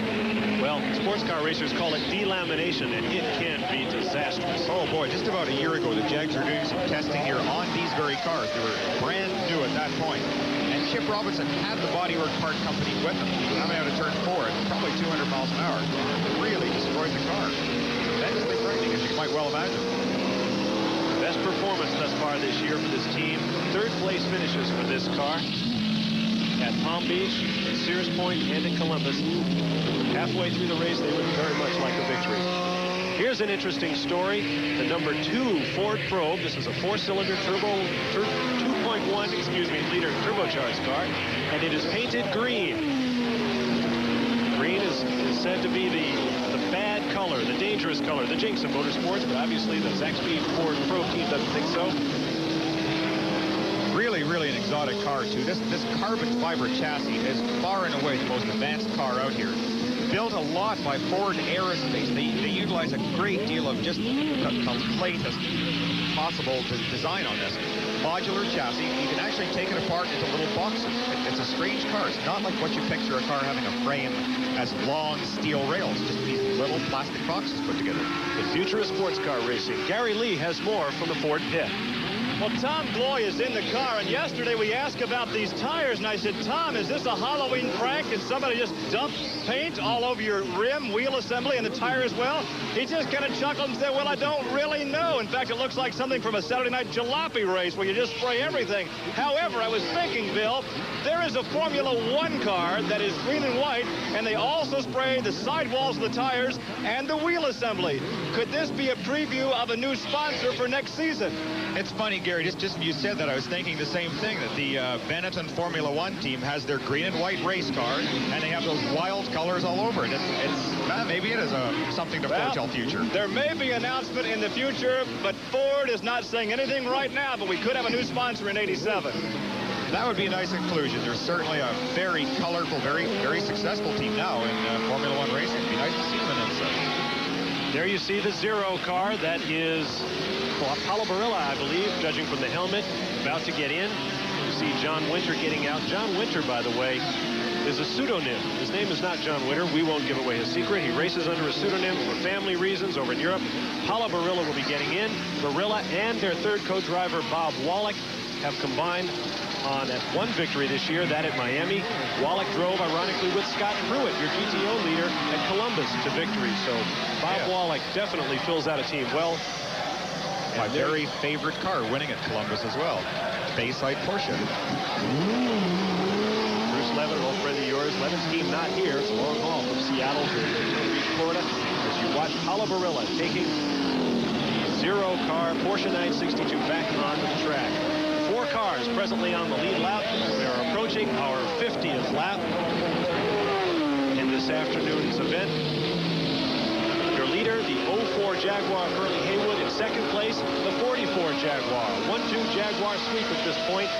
In third place, the 18, the junior BMW of Davy Jones and John Andretti, followed by Wally Dallenbach Jr. in the Corvette number 52 and the number 16 Porsche. Rob Dyson now leading with Bryce Cobb standing by in case Rob B's relieved. Well, this is going to have Bob Julius really smiling now. His car is running 1 and 2. A very strong performance. Again, at the school of Holbert Racing, where you build something very strong, you just do that very consistent performance. You run strong laps, run up a pace that's going to keep you there without breaking the car. Bob Julius is a master strategy. And what a victory it would be for the Jaguar team, who have not been able to get one in the last 2 seasons. We talked with Hurley a little bit earlier, Gary Lee did, to ask him about the pressures of not winning in so very long. Realistically, Group 44 needs a victory this season. Does that put more pressure on you because you have been the most successful driver down here? Well, I wouldn't say it puts any more pressure on me. You're right. Jaguar does need a win this year. We've been so close on so many number of occasions, and some always knocks us out of contention. But here, you know, we've got good motors. We got our 6.5-liter motors, and they're reliable now. We got a little over 700 horsepower, and I think the cars can be competitive here. We're working to get a little better road holding on the infield, and by Sunday, these are, and I've always said this, these are great race cars. They're not good qualifiers because qualifying the turbocharged cars turn the boost up and go for it. But when the race comes around, the Jaguar is a great race car. A great race car indeed, with a long tradition as you watch the 04 car making its way around one of the backmarker GTO machines. 50 laps now in the books. I see that rear bodywork is still flapping, but I don't think it's going to be a problem for Hurley. They've now got the wing mounted separately. It's not attached to the bodywork. Really, that's the most critical part. If something had happened where the bodywork could have flown off and taken the wing with it, instant disaster. But at this point, the air is actually forcing down on that bodywork and keeping it on the car. Hurley Haywood making his way around, tiptoeing through the hard hairpin into the kinks onto the infield section of this 3.56-mile course, down the short chute to a tight 180-degree right-hander. You can see see a little bit of damage there at the top of that left front fender. What I think that is, Bob, is when these cars get onto the banking, they're getting loaded down so heavily, the suspension almost bottoms out, and the tires can actually come into contact with the bodywork. Well, if the tire is spinning at 200 miles an hour, it's traveling so quickly, it acts like a sanding disc and bores its way through the bodywork. This looks like what's happened to the Jaguar here. There you see the damage to the front left, tire expanding, car wanting to force itself down. To tell us a little bit more about the machines we're watching here today, International Motorsports Association and ESPN present a track fact.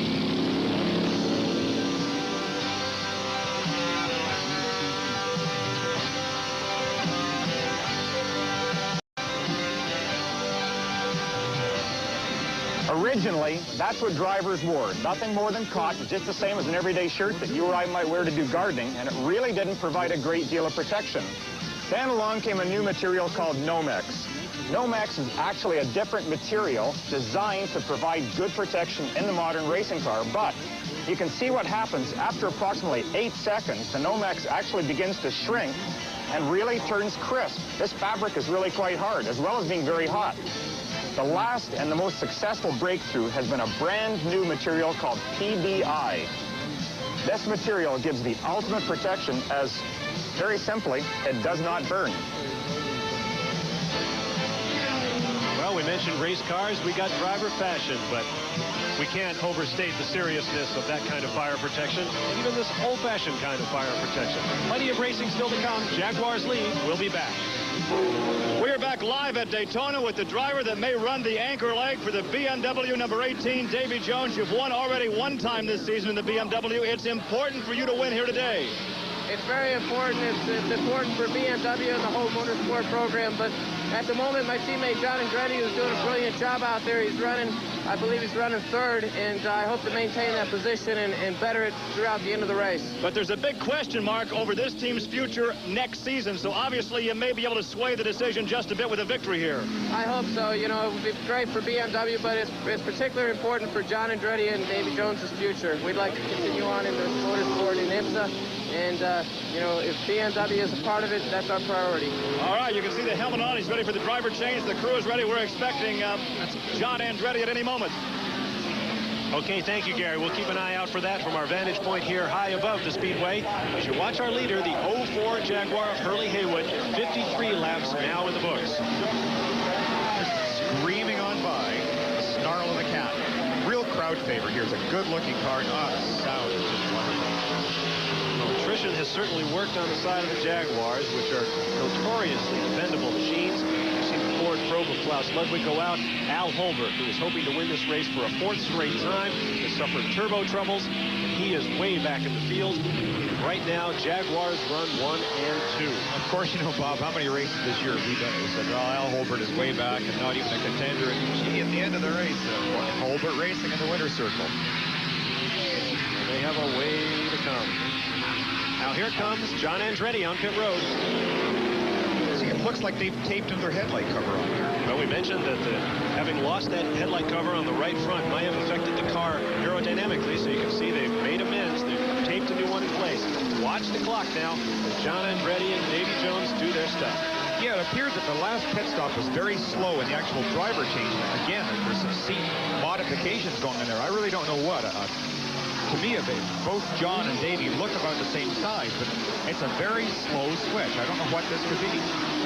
Well, pit stops have been the bane of this team throughout the season. Earlier this year at one of the races at Watkins Glen, this team, or actually the elder team, the 19 car of Watson and Hobbs, was in a position to win the race, but a long pit stop just took them flat out of it. So it's something that they've been working on, obviously, but not quite mastered. Although 40 seconds, 41 seconds, as you see there, not a bad stop in Camel GTP. I see a long trails of rubber off that car, too. They're just doing the burnout. Very anxious Davy Jones coming back on the track.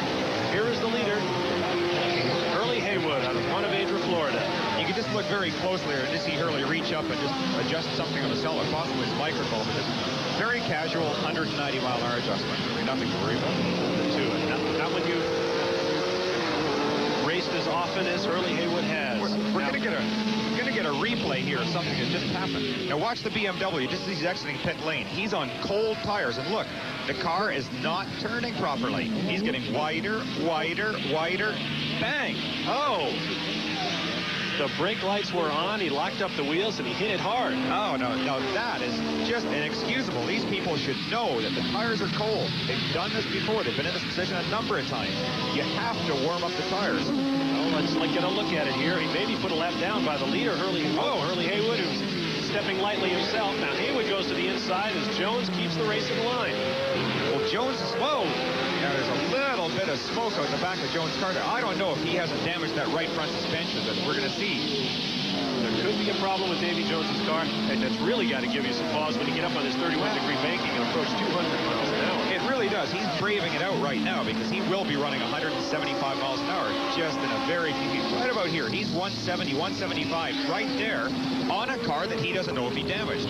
I would imagine he'll make a pit stop this time around just to come in and have a quick look at it and see if the car is okay, but certainly the team manager is going to have a talk with him. And you see he's taken another chunk out of that right front headlight cover. Inexcusable. He left the pits there. Great streaks of rubber off the back of the car. That was unnecessary as well. You don't have to do that. Then got carried away. No. Now here's an old-style traffic jam among some of our GTO contenders. The 11 car, Scott Pruitt, is right up there in front. The 9 car, Bill Elliott, was shown in second place, but Elliott is now on pit road. They got the hood off, so there's a problem there. The 99 Toyota of Chris Cord is shown in third. Jack Baldwin, therefore, has been put a lap down, as has Bruce Jenner. The second and third cars on your screens there. Scott Pruitt, with a victory, will win the GTO championship, and the victory for Ford will not win them the title unless Bruce Jenner can come home in third or higher. Well, I wonder here, the lead 2 cars in the frame, there's Jack Baldwin. He is still angry about that incident in Columbus, and of course, the fellow that caused it, right in front of him. Do you think Jack put any lead-lined bumpers on the car? Well, by way of background, as they push Bill Elliott's car behind the wall here on pit road, as you watch Scott Pruitt making his way down onto the tri-oval, the big NASCAR tri-oval, which he will shortly leave to head into the infield part of the course.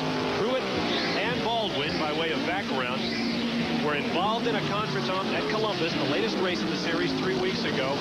Baldwin hit Pruitt, nudged him to one side, arguing it was just racing strategy. They just came together, just racing, as they say. Pruitt basically snapped. He'll tell you that. Scott was so angry at being hit. It was the second time that day he'd been hit previously by Willie T. Ribbs. Scott just drove into Jack. Jack drove into the wall and totally destroyed a brand new race car. There was a lot of ill will after that. Jack Baldwin said, wait until Daytona. Daytona is now, but Jack Baldwin is having all kinds of trouble with his car. And this man, Scott Pruitt, is well out in front. Yeah, it was really just a most remarkable thing when I watched the films of that Columbus race. Scott did just a totally irresponsible thing by forcing Jack into the wall. And you can sometimes get mad at people, but you can't do that. This is professional level of racing. It was not even a matter of contention as to whether he may or may not have seen Jack. It was a deliberate move forcing him right into that wall. Potentially a very dangerous situation.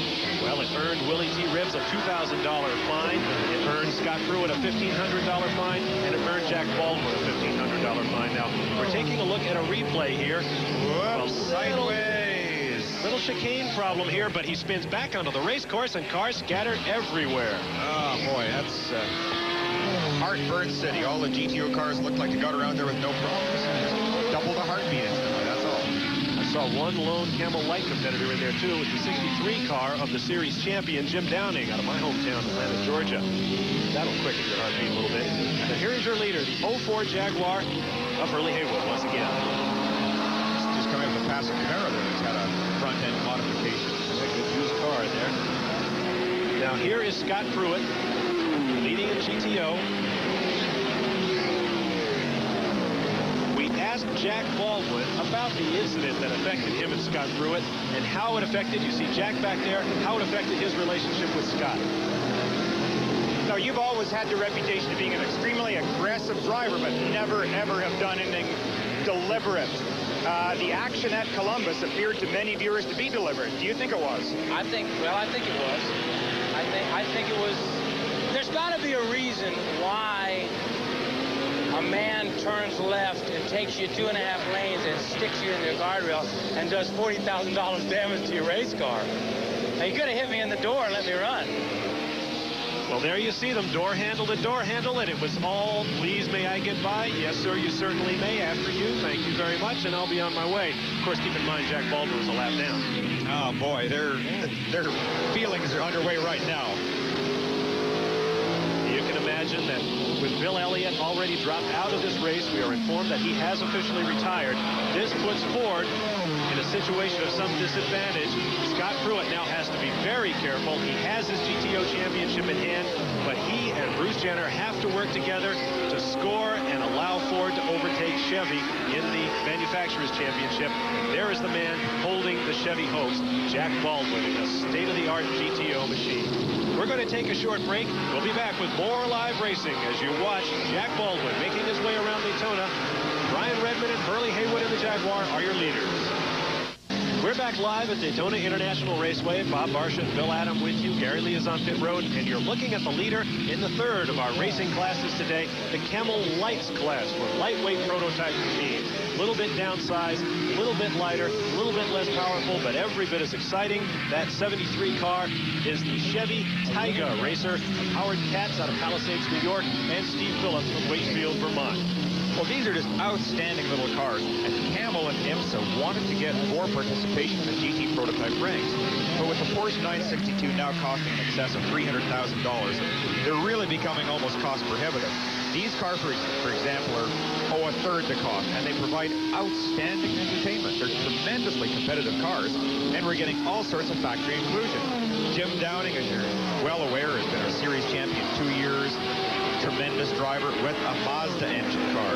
Now we've got Buick coming in and providing very strong competition. Here, the car leading right now is a brand new Chevrolet engine. They've got to be very pleased with this. Katz and Phillips remain your leaders. Second in this category is the Mazda-powered Tyga of Ron Canizares and Mike Strawbridge. And in third place, the number 63 car, that's a Mazda-powered Argo racer of the gentleman Bill just referred to, Jim Downing, for the second year running the series champion. Now, Gary Lee is down on pit road with Bill Elliott and more on the GTO story.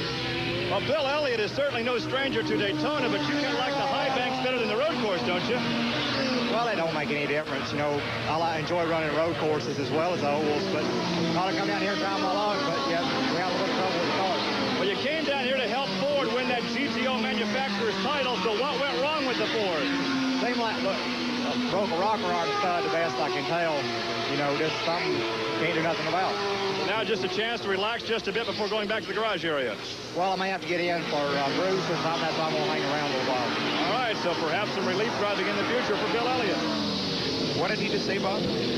Well, what do you expect from a guy who races those big NASCAR Winston Cup cars 30 weekends a year? What does he do on his day off? He goes out and he races, of course. Don't forget, Bill Elliott will be with us next week in Atlanta, where he'll be racing his big Thunderbird in the next to last event on the Winston Cup Trail. It'll be the Atlanta Journal 500, and you'll see it live here Sunday, November 2nd at noon Eastern Standard Time. Bill Elliott will be in there, Dale Earnhardt and Darrell Waltrip, the last two surviving protagonists in that battle for one of the richest titles in motorsport. What a show they put on, too. There is Hurley Haywood in the 04 Jaguar continuing to lead, really putting a stranglehold on this field. There is the number 5 car. Now, this is probably a scheduled stop, I would guess, Bill. Bob Aiken out, James Weaver back in. I think it looks everything normal at this point. It's a 4-tire change. Again, tires are so critical in this track. You can't take a chance that you can on other tracks that maybe running down a little bit lower on rubber because of the speeds, the centrifugal force being such it is. If you have a blowout at 200 miles an hour, you really destroy the whole car. $300,000 a crack. Rob Dyson can tell you it's not a lot of fun buying new Porsches. You mentioned it was a wonderful victory for the Bob Aiken team, driving with Hans Stuck, the present world champion, and the late. Isn't that nice to see that a pro can install his car? Oh, my. So many people all over the United States just smile. They do it. 04 Jaguar remains your leader. In second place, the 44 Jaguar of Brian Redmond and Bob Tullius and Chip Robinson. In third place right now is being shown the 52 Chevy Corvette. In fourth place, the number 18 BMW car. That's John Jones and Davy Jones and John Andretti car. Followed by the 19 BMW of John Watson and David Hobbs. Running in sixth place is the 16 Porsche of Rob Dyson and Bryce Cobb. Followed by Oh, excuse me. I thought we were going to have a little problem there as the 04 Jaguar made its way around, and we may have a challenge here. We've got a definite challenge coming up here. This is where the horsepower of the BMW has helped it close right up on the Jag. Very, very interesting. We'll see what happens on the front straight. These cars are coming with maximum revs. Look at this, trying a little bit of a draft, and I wonder, I don't think he would try challenging under braking because the Jag is so strong, and he would probably follow him. Maybe to try and set him up for an infield pass, much the same as Watson did with Vandenberg earlier in the race. Very wide entrance to the corner so that you can get on the gas early. This is the difference in line. You want to turn into a corner early if you want to block somebody, but what that does, it effectively tightens up the corner, and really you can't get back under power as early as you want to. You've got a much tighter corner to go. You have to be patient. It's a guessing game. You go in and turn in early to block, or you go in late and just really get a good exit speed. Notice the Jaguar widens out that lead once again. It's like the 18 car, the BMW, is going to have to wait for just another moment before trying to unlap himself. Gary Lee is standing by on pit road with another question. Yeah, if I could address this to Bill Adam, let's talk about the points championship in the GTO between Pruitt and Jenner. We just talked to Bill Elliott. He said he's going to stand by just in case he has to drive relief for Jenner. If he drives relief, will they split the points won by the race car, and would that effectively take Jenner out of contention for the championship? As far as I know, Gary, that would. I think that's exactly what would happen. They would split points, so I'd be very surprised if that happens. So no matter how tired Jenner gets, he has to reach down and grab a little bit more from way down deep because he can't afford to have a relief driver. Well, let me add my 2 cents to that. My understanding of the rules, as we watch chicane action. And there is contact. Contact between the 18 BMW and the GTO car, the Morrison Cook entry, running right behind. Let's see if we can get another look at that. You're watching live action at Daytona, and there is a problem there for the BMW team, which has had nothing but problems since their last driver change. Right, geez, really 2 dramatically different styles. After completing just a flawless first hour, now we're running into problems. Here's the replay coming up. Okay, exiting the chicane. See the Corvette getting a bit wide. Try for an outside pass, and there's no way to do it. Okay, he's off the power now. Everything's still clean, and here comes the Corvette. Just doesn't look in the mirror. The BMW can't get over any further. There's no more track at that point. So, I believe that was the 88 GTO entry of Bob Carradine and John Heinrichsey having big traffic problems with the 2 big overtaking GTP machines. Closing speed always a problem on these circuits when the GTP cars are running so much faster than the GTO cars in the turns. Now, I saw pieces fly off that car. Now, I don't know whether they come off the Corvette or off the BMW. It's interesting if we can just maybe get a look at the side of the car here. It really doesn't look like there's any damage. Perhaps the GTO machine got better than it gave. And the back of the car looks fine. Just scraping on the bodywork. Good, strong car, that. Rocky driving stint for Davy Jones as he follows Early Haywood and tries to unlap himself. Both cars there passing the number 11 Ford Mustang of Scott Pruitt, who remains the GTO leader, onto the long backstretch. As you made mention, this is a problem in a race like this. And I think IMSA was very wise to stop GTU cars, very small cars like the RX-7s and the Fieros running in this race, because you're getting speed differential of 70 and 80 miles an hour. And it only takes one mistake. It's just instant disaster. There you see the 52 car shown as 3rd on the racetrack, pitting now. We got word here that it's a broken exhaust header. If that's the case, that means the turbo boost is going away. Could be a problem. So Wally Dallenbach will get out of that car. Back in will go the turbo expert on this team, Sarel van der Merwe, to complete the stint. That could be a crippled car, we're being told.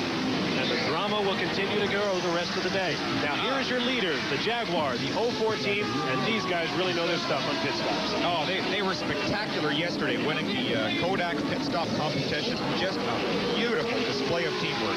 I believe it was 23 seconds flat. They did tire changes, refueling, and windshield cleaning. Great teamwork. All my old friends there. Saw Hurley Haywood get out, Brian Redmond back in. No loss of driver talent there as Redmond is up and away. I believe the Group 44 team learned their trade from Dead Bear Racing in Simcoe, Ontario. Spoken like a true Canadian. Now here is the 52 car still in the pits. The hood is now up, and this could be really serious. Sarel van der Merwe is saying, please clean my windshield. As soon as they put that hood down, I need to be out of here. Yeah, he's having trouble seeing it again with the sun getting lower and lower in that sky. You're coming down the front straight, and there's just tremendous problems. Oh, and we've had another problem on pit road. The 16 Porsche, just behind the Corvette there, entered the pits. We have a problem. Yeah. Okay, we're continuing to look at the problems facing the 52 car. Just as these guys were working, in came the 16 Porsche of Rob Dyson and Bryce Cobb, and that car just looped on pit road. They've got it straightened out once again, and they're going to push the car back into their pits and go through the pit routine. But that was a very near thing on pit road. This looks ominous here. You can see they're checking the exhaust pipe. Wow. Must have been a cool suit failure or something. Hurley Haywood is having terrible heat problems here. Yeah, we've got serious problems here. It looks like Hurley is literally just passing out.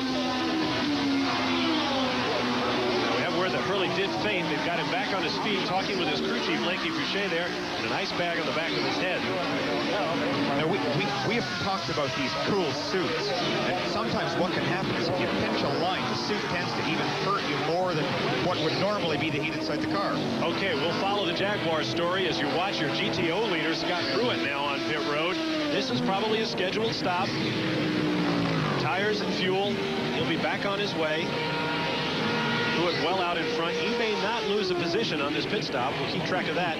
Meanwhile, the 44 Jaguar has taken over for the 04 Jag on the lead. There's a look at Scott Pruitt, standing firmly in line to win his first GTO championship with a good performance today. Much of his competition has gone by the wayside. Jack Baldwin was a lap down. Willie T. Ribbs dropped out. The action continues and the drama is growing as we move toward our third hour here at Daytona International Raceway. Scott Pruitt makes his way down pit road. There are 4 pit stops to come, more action on the racetrack, and we'll be back at Daytona live on ESPN after this. W here at Daytona continue. Just moments ago, Jones limped onto pit road with a totally destroyed right rear tire. I think that was probably as a result of the contact with the Corvette, the chicane that we saw. The little bit of fiberglass you saw flying off really acts like a knife edge, and it can just slash the tires. Racing tires are designed with thin sidewalls, and you can't use these in a street car. You scuff a curb once, and it would wear through that rubber, and the tire would leak right away. You saw the wheel spin there on the rear wheels. They're probably having them let out the clutch so they can see whether or not they're getting contact between body parts and tires. Davy Jones behind the wheel of the 18 BMW. He was shown in 3rd position on the racetrack, but this is going to cost him that. The Jaguars continue to lead 1st and 2nd positions to the 44 and 04 cars respectively. And in 3rd now being shown the 19 BMW machine. Well, exiting the pits again. Hopefully he's going to make it out of the pit lane this time without any problems with the guardrail. Crew members arguing here, taking a look at the left front. Now they're going to change the noses. Oh my. Whoa, you can see that really is beat up. Not an exercise in good pit work here. Oh, no, that's really bad. Just continued frustration. Well, once again, with a whole race car, Davy Jones makes his way down the pit road. Now, remember, he hit the wall last time through here. Let's see how he works it this time. Carefully. Okay, there we go. Davy Jones is back on the racetrack, shown somewhere out of the top 5. Back to the leader.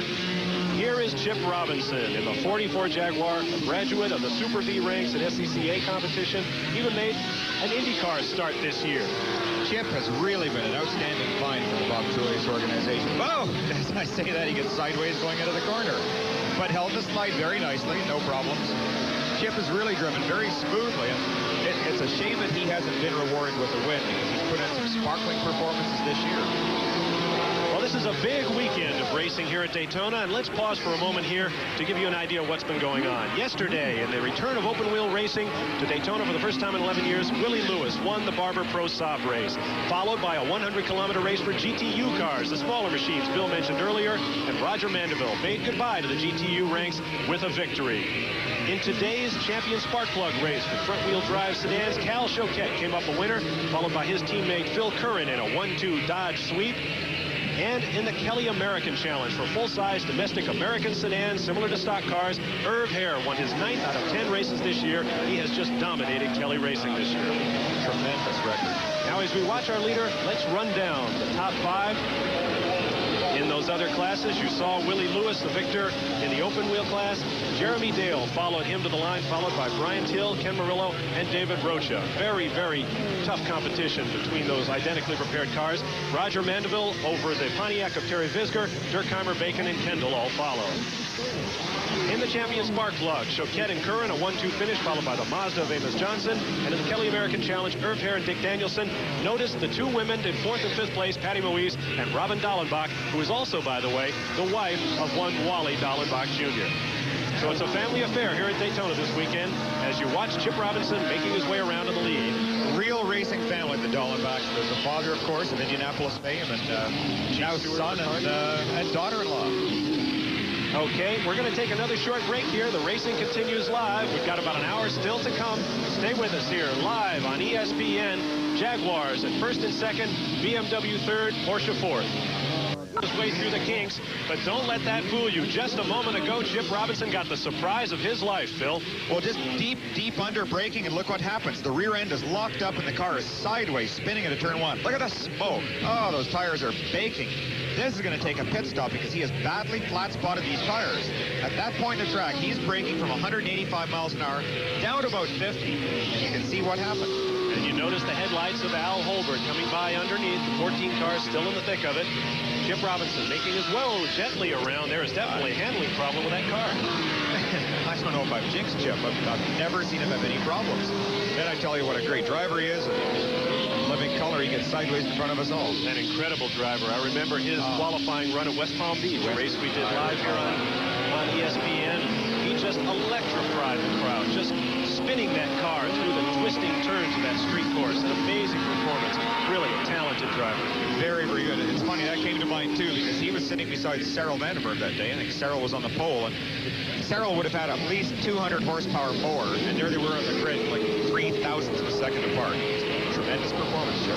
Perhaps we can reminisce back to Lime Rock as well, a race live here on ESPN, when Chip Robinson, in the rain, set the track record, but didn't get the pole because of the single-car qualifying format. Definitely an all-arounder. Well, Chip is hanging pretty low on the banking here, and I would suspect that he may make a duck into the pits just to get 4 new tires, or at the very least get them checked. Yeah, he is going to come in. Oh, this costs dearly. Still being shown as the leader. Bob Tullius is standing by.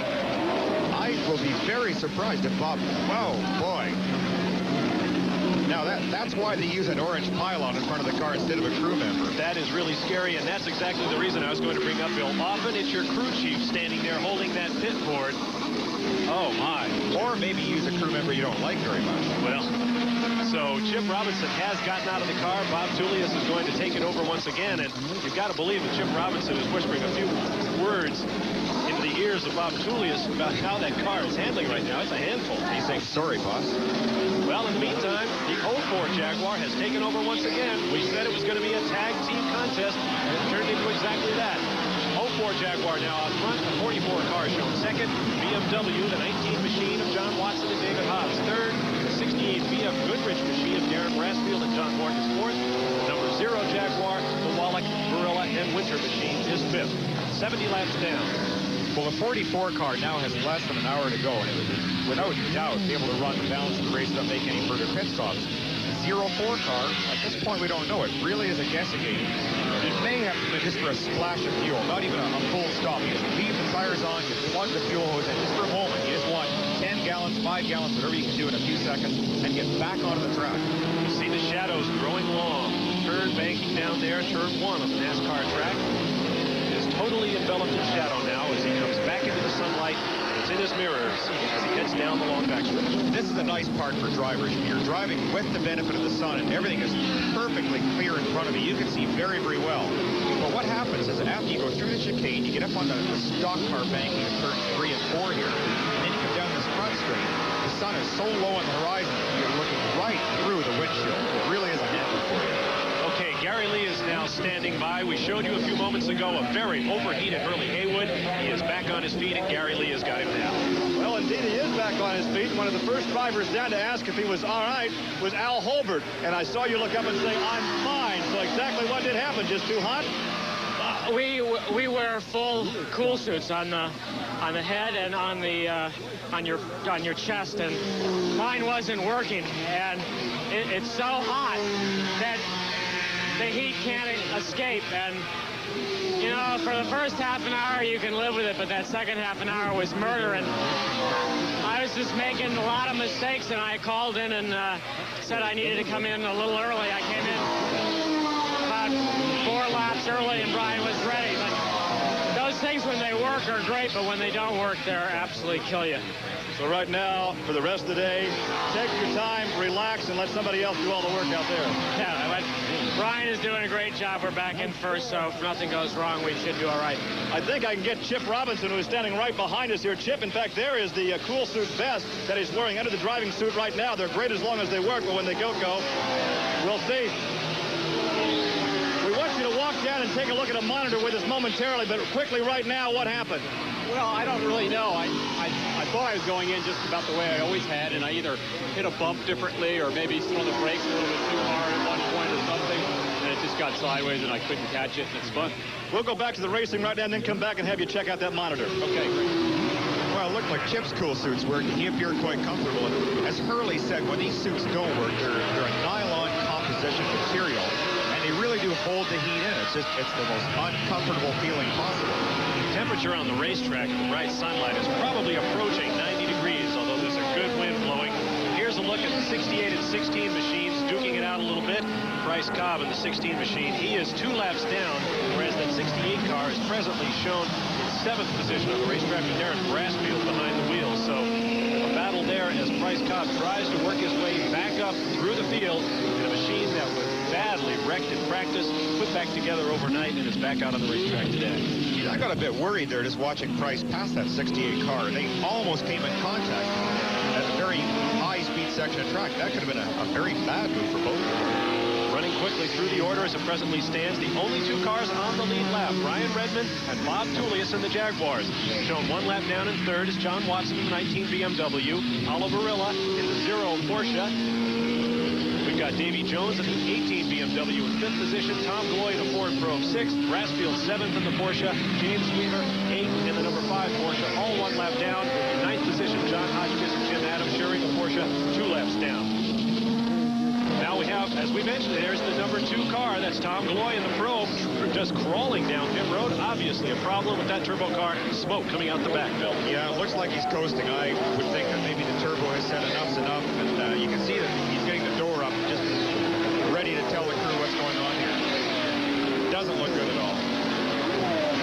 Really a rough day for Ford.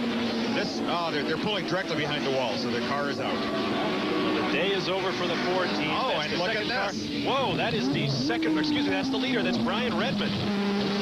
Now that was strange. This is the chicane on the back straight that Brian got too deep, got sideways going into. You can see when he pulled back on the track, the car also got a little bit sideways going the other direction. I'm wondering about the racing surface, Bill. We haven't had any rain this weekend. We had an awful lot of racing. The cars are just going off right and left now. Well, it shouldn't be too bad as yet. We're going to get a replay, actually, on the Brian Redmond thing. Now, here he is coming into a deep braking area.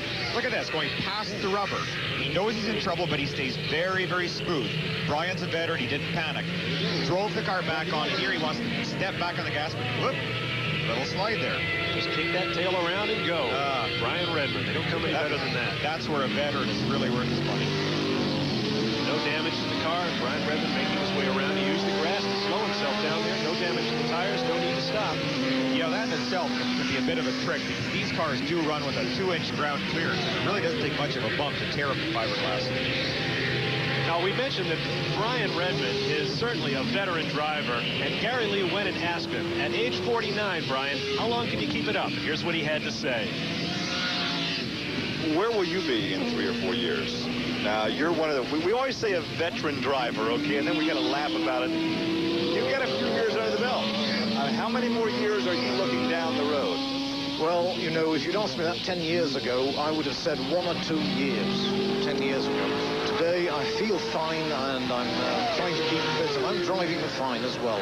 And don't forget, the professional drivers are only employed as long as they drive professionally. When you stop performing, you stop being employed. So I'll keep driving as long as people will employ me. apologize to Brian Redmond. I said 49 years of age. I must have been listening to you, Bill. 45 years of age. I beg your pardon, Brian. You certainly lost nothing in my estimation, and now you've got 4 extra years to do it. Here's a fact for you. 115 miles an hour, the average speed with 45 minutes to go in the race. That beats the race record of 107 miles an hour. So you can see just how rapidly things are happening here. Plenty more racing to come. Stay with us, folks.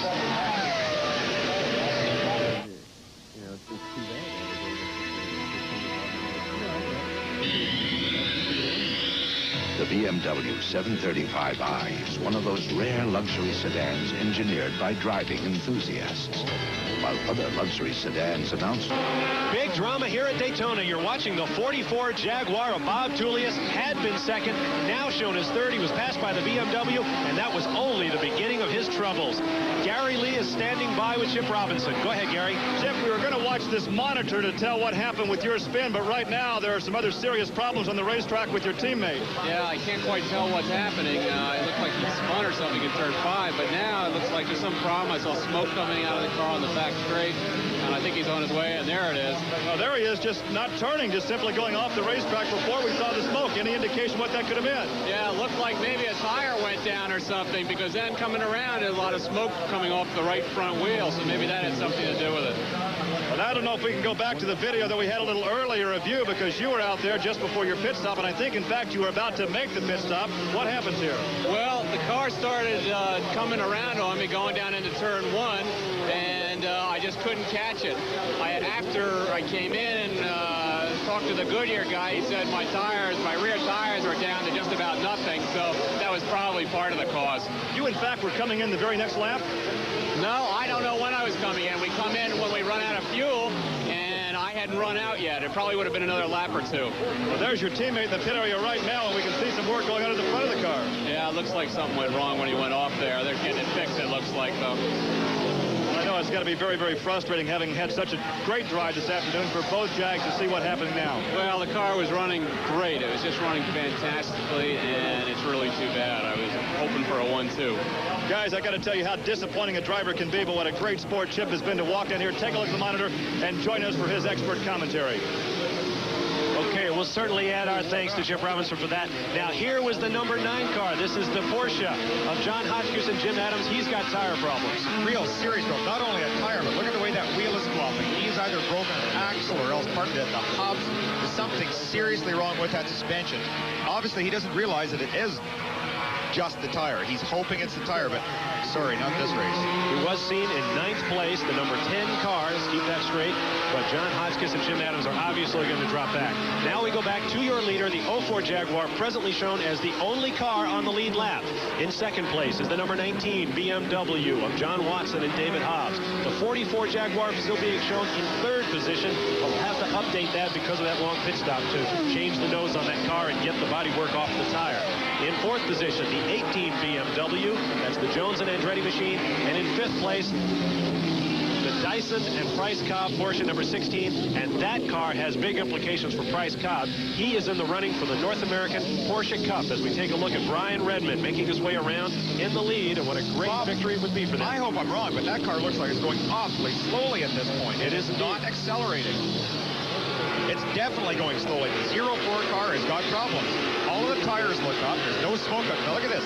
GTO car is blowing by. Down on the apron. That's not a good sign. Oh, no. Just disaster in the course of 2 laps for the Jaguar team. A solid 1-2 position. They're both in trouble now. How could we have written the script any better? The 2 teams that are apparently, if you believe the rumors, in trouble in the Camel GT Series, the BMW team and the Jaguar team. 2 cars for each team. Jaguar first, BMW second, Jaguar third, BMW fourth. And right now, it appears that the only healthy car on the racetrack among those 4 is the number 19 machine in the hands of John Watson. As we watch Brian Redmond crawling down the pit apron as agonizingly slowly as possible. Well, he is just limping down, and I can't see any activity with the pit crew at all. I think they know that it's something that's terminal. No smoke out of the car that we can see. They're going to throw the jack on, get it up, and take a look. Yeah, there's not a lot of action. That looks very, very bad. Let's let's go down to Gary Lee, who's once again down in the Jaguar pit area. Well, you guys are right in your assessment. There is no appearance of urgency here. They took the left front wheel off. They checked the suspension.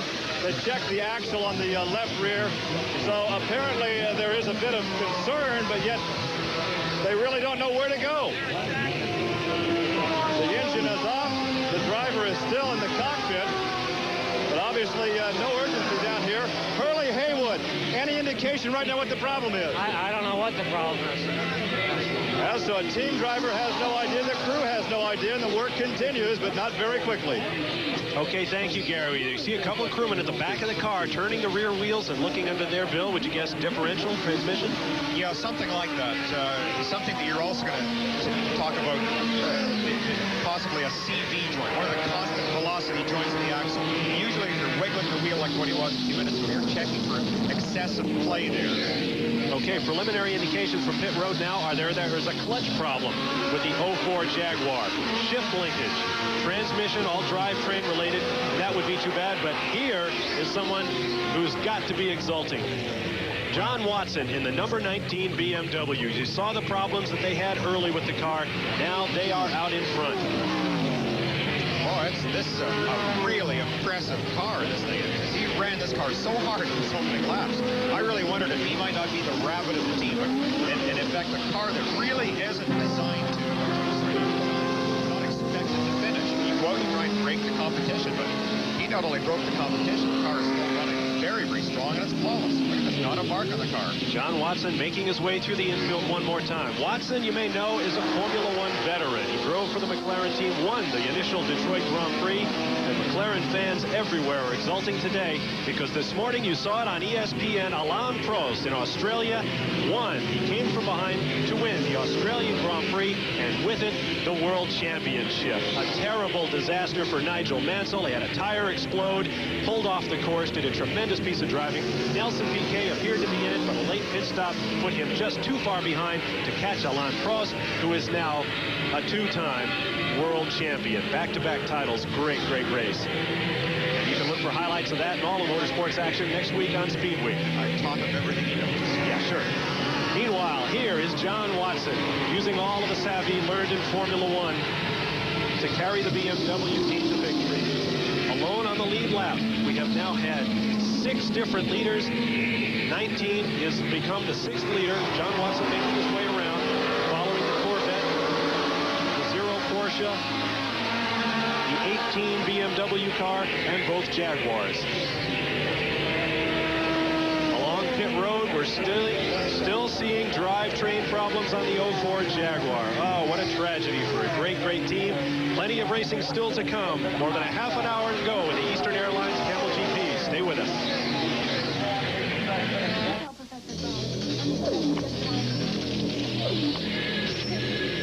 There came a moment when all the elements came together, unleashing a superbly equipped new breed of compact car, the Dodge Shadow, with 2 or 4-door availability, affordable price, a 550 protection plan. The new Dodge Shadow is going to cast a giant shadow across America. Dodge setting new standards of performance. Twisting roads, punishing trails, the open road. Each road demands a different tire to take it on. And with BF Goodrich TA radials, you've got all the different tires you need to take on those roads. The most complete line of high-performance radials in the world. The BF Goodrich TA line, built for you to take on the road. To America's best, as they look to Australia and the America's Cup Challenge.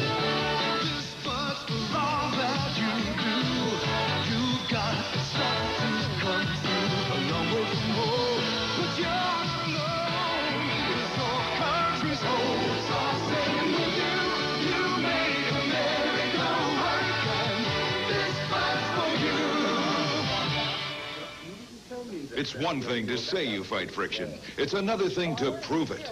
Kendall Motor Oil did. First, Ordinary piston rings were plated with pure gold. Live at Daytona International Speedway, where you're watching John Watson leading the way in the Eastern Airlines 3-hour finale of the Camel Grand Prix season. It's been a great year here on ESPN for these racers, and it's been a great year for the racers themselves. Here is Jack Baldwin now, coming on to pit road. Now, he is presently shown on the racetrack in 3rd position among GTO. Now, Scott Pruitt continues to lead, but Baldwin has passed Pruitt's teammate Bruce Jenner, which means that Ford is hanging on by its fingernails in the battle for the car maker championship. If Jack Baldwin finishes 3rd, Scott Pruitt finishes 1st, then Ford will win the manufacturer's title. But if Jack Baldwin can move up and overtake the 2nd place car, the 99 Toyota Turbo being driven by Chris Ford, then Chevy will win that permanent title. And what an incredible car this is. This is just the most high-tech GTO car that has ever been built. It looks like a Camaro, but it's a carbon fiber car. Really ultra-sophisticated. Not anything like the street machine. Now, updating our situation with the Jaguars on the lead, we have Gary Lee standing by with Brian Redmond. When it appeared to be well in hand, then what happened? I guess we're doing something wrong. Maybe I'll start going to church. When you came in, they looked at the right rear axle, the half shaft, if you will. They pulled it out to replace it, found that there was nothing wrong with it. Do you have any idea now what the problem was? It was an engine problem, terminal.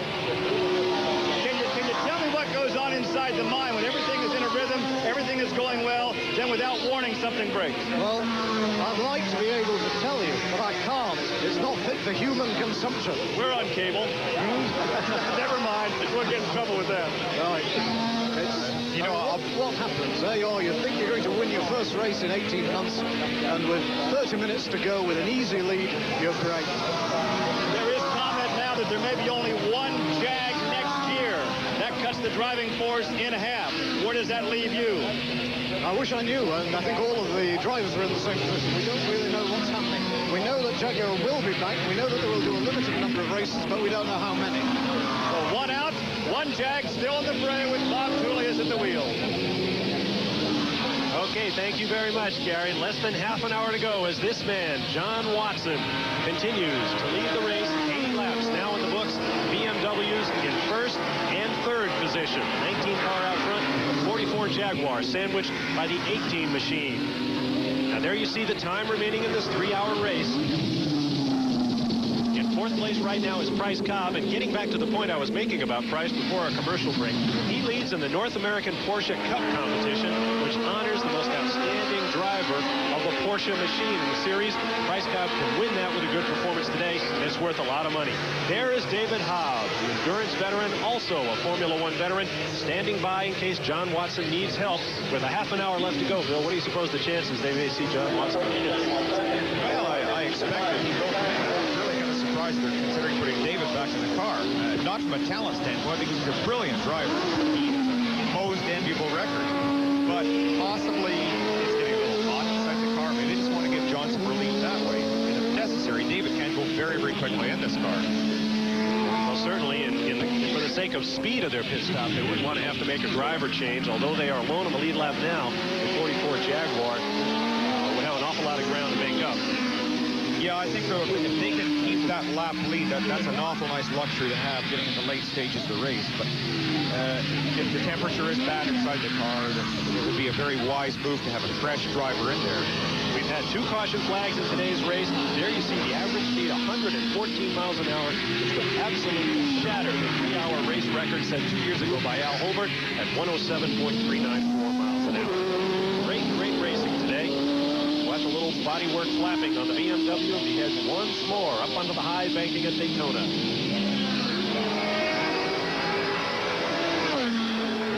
John Watson driving through the lengthening shadows here at Daytona. Once more down the long back straightaway, braking hard for the chicane. You know, it's amazing. It seems that in automobile racing more than any other sport, you just really don't get any idea of the true feeling of these. We're watching this car out at this particular point right here, 125, 130 miles an hour. It just doesn't give you that impression. Let me check my figures. We have 6 cars still on the lead lap, so that gives us even more reason why they wouldn't want to replace drivers on this, your leading BMW. So 6 cars on the lead lap, led by the number 19 machine of John Watson. We'll be back with more racing.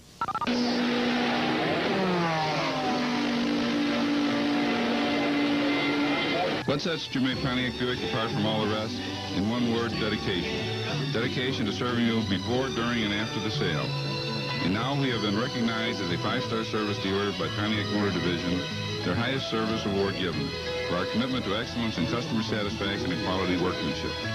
And you're the winner at Jim A. Pontiac. BMW being driven by John Watson. Earlier, Bill Adam, my cohort here, mentioned that you can never count out Al Holbert. Now, Holbert early on, remember, had turbo problems. He dropped a long way back. They are now being shown in 10th place on the racetrack. There you see the number 14 car, Derek Bell, the reigning world champion for the 2nd year in a row. Now, Gary Lee is standing by with Al Holbert. Well, before we talk to Al, let's mention that many drivers have been known to lie about their age. Here's one driver that really can't. This is a wanted poster that has appeared throughout the weekend here at Daytona. No one is taking the credit or the blame for it, but it says wanted Derek Bell for attempted escape from his 45th birthday. No reward. Caution, if this dangerous outlaw is sighted, please contact the nearest track security guard for assistance. His birthday happens to be on Halloween. I don't know if this rascal here has anything at all to do with this. What can you tell me about these wanted posters? Well, Derek's a bad character. Everybody knows that. And I think it's about time somebody would be looking for him. On a more serious note, you came into the race having clinched the GT title. The effort was underway to get the point for Derek to take 2nd place. Where does he stand right now? Well, it's a close deal. You know, if we can... I thought he had to gain or maintain a 3-point lead. He thinks he needs to maintain an 8-point lead. If it's 8 points, if that's what the story is, then he's all right. He's inched up into 8th position in GTP versus the number 16 car, Bryce Cobb, who's in 4th. That would give him 7-point advantage, not 8. So they're both going to have to keep running hard right to the end. So it's going to be a shootout for the final, 30 minutes or so? Yeah, we're wallowing around back in the middle, but maybe we can preserve something. And he's going to stay in the race car? Yeah, he's going to be a hero today. You have to stay out because your shoe's off right now. Yeah, my foot, I got a huge blister on it, and it won't stop, and it hurts. The 5-time GT champion enjoying a restful view from the pit area here on a Sunday afternoon in Daytona. Okay, thank you, Gary. I was doing the arithmetic here in my pad up in the booth, but Al has obviously done it for you. Derek Bell is maintaining position. In fact, he's gaining positions. His battle with Bryce Cobb, presently shown in 4th position in the number 16 Porsche, to battle for 2nd place in the year-end standings. There you see the numbers on Derek Bell. 3 wins, 13 top 10 finishers, and late in the race with a charge to be made, Bill Adam, I don't think there's anybody I'd rather have in a car. Oh, well, he has given us just some of the most spectacular performances this year. It's very typical. That is Derek Bell. Put him in a good car like Al Holbert's Porsche here and let him go play. And he loves it. He always responds to a terrific challenge.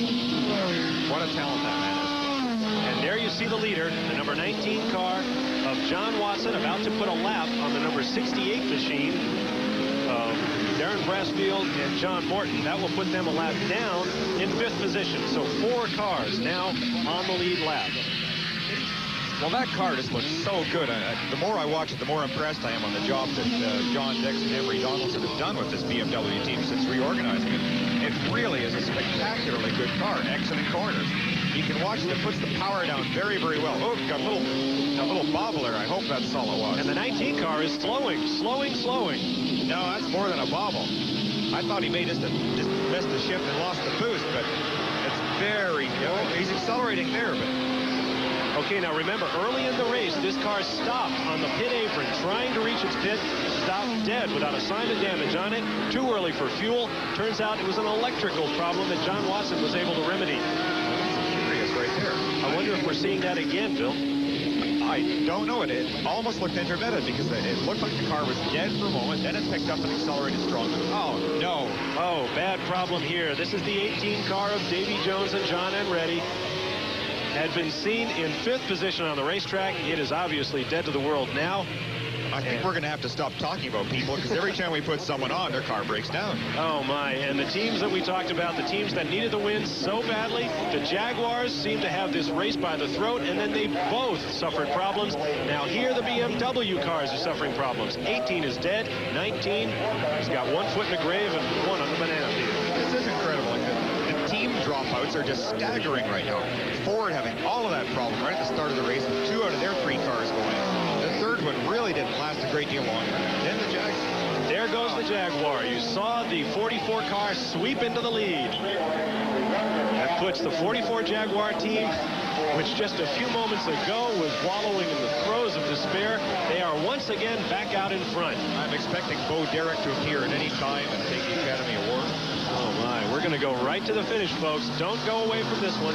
There is David Hobbs looking up pit road for his teammate.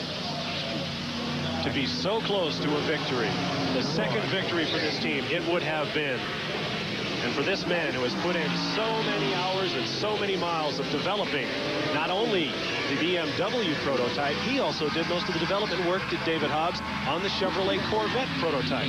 Very instrumental in that car. He drove that a number of times in the latter part of last season when they unveiled the car at Road America, Wisconsin. He drove right through to the end of the year, and then BMW came along and offered him a ride for this season. Well, there is your new leader. It's the Tullius Robinson car being presently driven by Bob Tullius. Lots of action. This one will go right down to the wire. Stay with us. We'll be back in a few moments.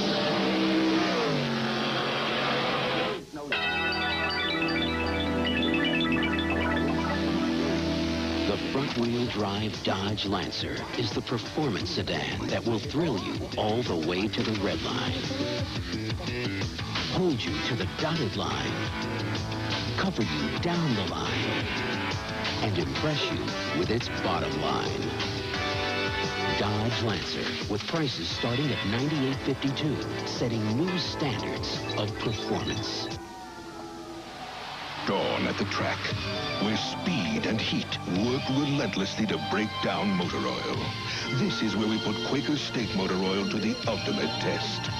This is our laboratory, where we make sure Quaker State measures up to our standards and yours. Because people who care about their cars don't cut corners on quality. Quaker State, the big Q stands for quality. For all those confident, with an amazingly agile suspension, a computer-controlled engine that constantly adjusts to changing driving conditions, and an ingenious anti-lock braking system. The 535i, it lets those who take driving seriously peacefully coexist with those who don't.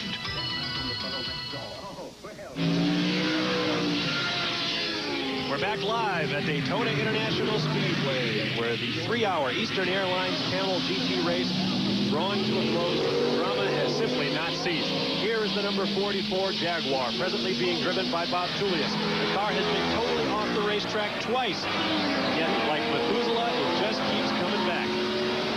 Wow, taking pages of Holbert Racing once again.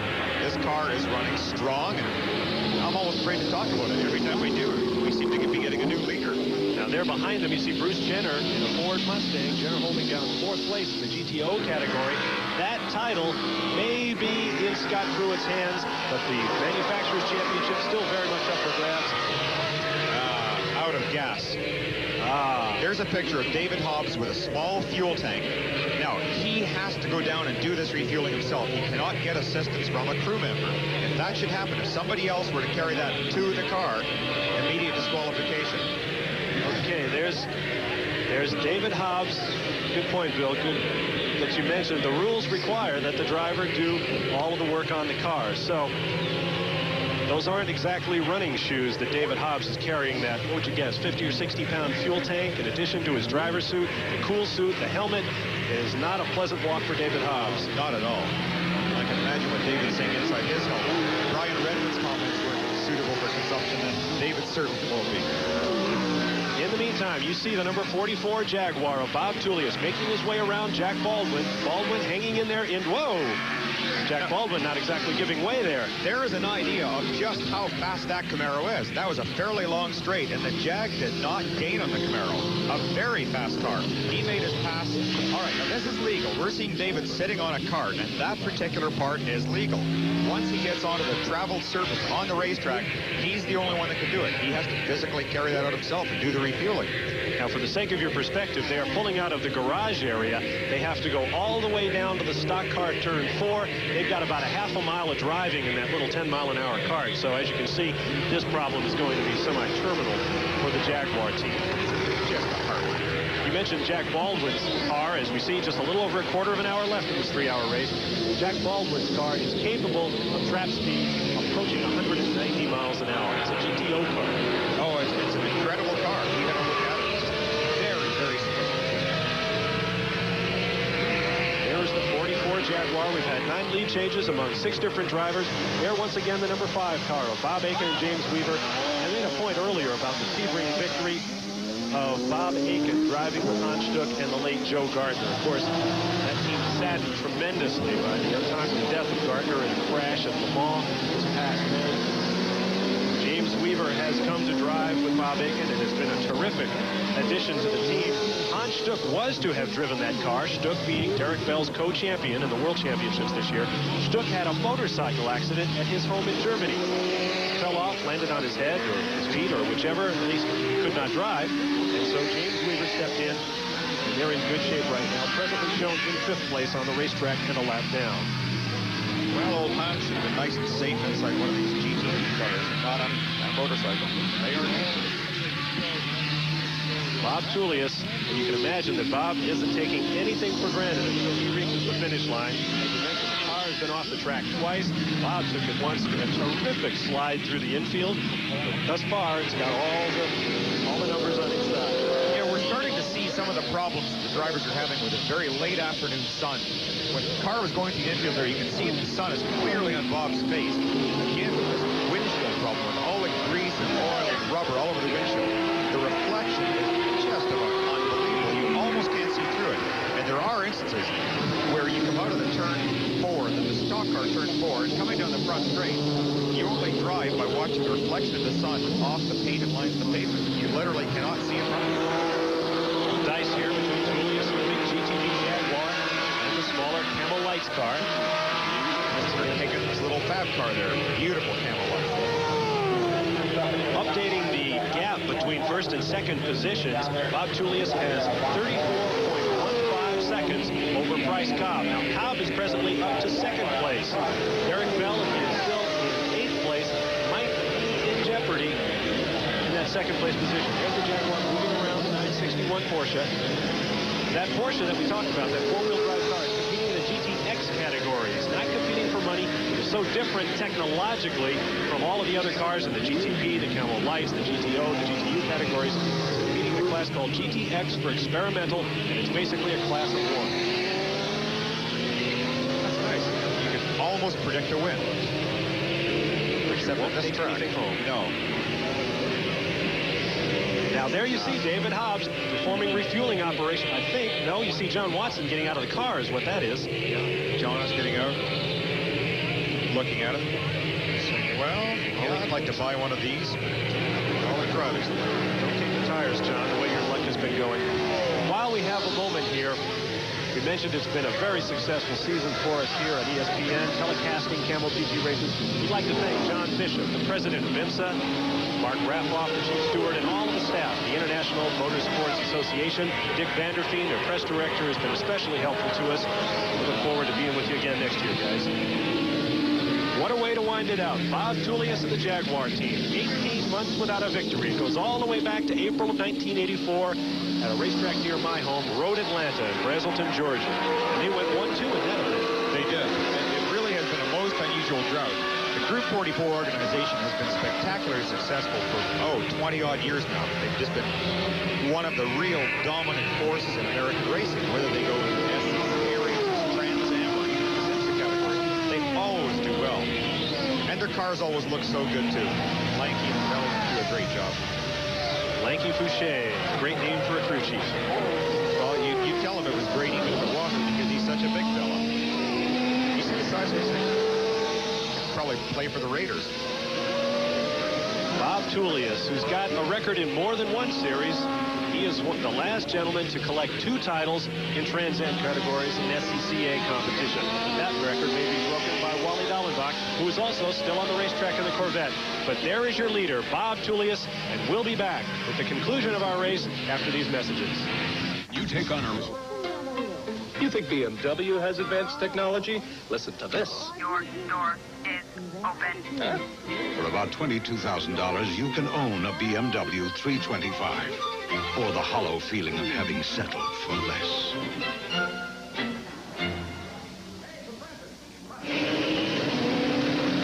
We're back live at Daytona, and there you see the BMW number 19 with John Watson aboard. They have managed to refuel that car, although it is probably the longest refueling stop in IMSA history. David Hobbs hand-carried a fuel tank out there, and the car that was once first is now out of the top 10. Gary Lee has a couple of guests down on pit road. Well, I don't know. Perhaps we have the making for a good vocal group here. At least one guy, John Oates from Hall & Oates, can sing. I don't know about Rob Dyson. I know I can. First of all, Rob, this is a great day for your team. You really need the victory. It's been a very, very trying year. You've crashed a lot of equipment. Yeah, it has been tough. In fact, even this weekend has been tough. I got to back the car into a sandbank earlier on Friday. We didn't run yesterday, so we had to start 16th. Fortunately, the race was long enough that we were able to catch up, and Price is doing a super job. It's an important ride for Price for two reasons. He can win the Porsche Cup today, clinch that, also overhaul Derek Bell for second in the GT standings. That's right. We're all keeping our fingers crossed. Price had a lead going into the Porsche Cup for this race. Obviously, it'll be a boost for that. But the big thing that we had coming down to Daytona this race was to do well enough so Price could move second into the overall IMSA standing. Well, right before we head off to Victory Lane and talk to the winner, let's talk to this guy right here, John Oates from Hall & Oates. I know for a fact you also drive race cars. Well, I have been in the past. Not this year, though. I'm taking a little break from it. Concentrate on making some money for a change. And then after you make the money, is it back to racing again? Well, I'm going to be involved in racing for a long time because I've always loved it. I don't know any more capacity. We always enjoy seeing you at the racetrack. Enjoy your visit to Florida. Thank you very much. All right, we're going to head off to Victory Lane and send it back up to the tower. Well, thank you very much, Gary. 8 minutes remain. 8 minutes as Bob Tullius makes his way around the Daytona International Speedway road course. There you see the actual time left. A great, great victory in store, if we can knock wood and say that, after watching so many lead changes today, so many heartbreaking moments for these teams. 92 laps are in the books. Your leader, the Jaguar, number 44. Price Cobb is in second position. The number 14 car of Derek Bell, by the way, is currently shown sixth.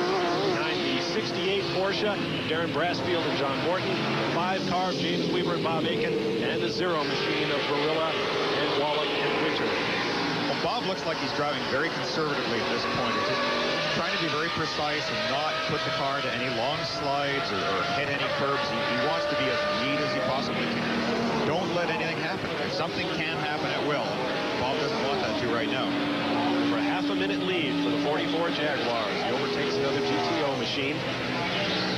It's really been an impressive day for this particular car, too. You think that without that off-course excursion that Bob had, they would have a really impressive lead at this point. So as Bob Tullius makes his way around, we'll update the GTO situation. Scott Pruitt still out front.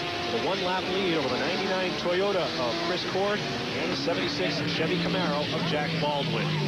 So it looks like a big day for Ford in GTO. Now we're getting word the Corvette, the number 52 Corvette, there you see it, is slowing down. Sarah Vandenberg, and the Corvette that sat on the pole and led this race for much of the early going. Just watching exit. No, definitely. No, there's a GTP light car that's passing, so he does have a problem. That was the 73 car. That's the leader in the Camel Light class. Howard Cass and Steve Phillips. Their little Chevy engine just passed the big Chevy engine. The difference being turbocharging, among other things. Now, here we go. Now, Jack Baldwin and Bruce Jenner are into it. Now, that will put Baldwin, I believe, back into 4th position on the racetrack. And that will seal Chevy's fate in the manufacturer's standings. Now, I think Jack has got a problem out there with something. Look at this. The car just won't turn. There's something wrong with that car. The left-hand corner, the car was pushing to the outside. It didn't want to stay tucked in nice and neat. Let's watch him go through this and just see what happens here. You see the nose of the car. Looks like there's been some damage to the front left. You see the nose of the car dipping down noticeably. It's not very streamlined at all. He's taking a shot in the snoot. Yeah, the car is not turning well around that corner either, so it's possibly a deflated front tire. It's affecting it both ways. See how gently he's going through that corner. Watch here. With his hands full. Yeah. Front wheels are just sliding right across the track. That thing is not fighting well at all. So the GT Wars appear to be headed in forward direction. We'll be back for the conclusion of the race after this short message. We're live at Daytona. Stay with us for the end.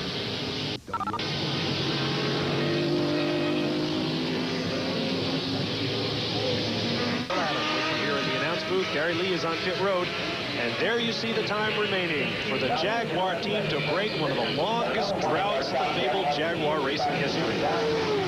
You know, it's really very, very fitting that Jaguar might just, I'm going to say might, looks like they're going to end up winning it, but it looks like it's such a fitting finish this season because it started out with so many different winners and so many different races. Finally, Holber Racing got everything together and won. Now we're going to get another different winner. Tremendously competitive season. Again, IMSA has to be congratulated for just getting a very, very good formula, keeping so many cars in there. By the way, the BMW team that's been so jinxed today has gotten their 18 car back on its feet, so they have both machines back on the racetrack. 19 car and the 18 car both presently out of the top 5. But there is your leader, Bob Tullius, making his way down behind the GTO leader, Scott Pruitt. So while Jaguar will break a long victory drought, it appears, here at Daytona, Scott Pruitt, one of the fine young race drivers in America, will chalk up his first major series driving championship in the IMSA GTO division. How many years Bob Tullius has led this team, always holding up the Jaguar banner in the face of the arrival and then the rise of turbocharging.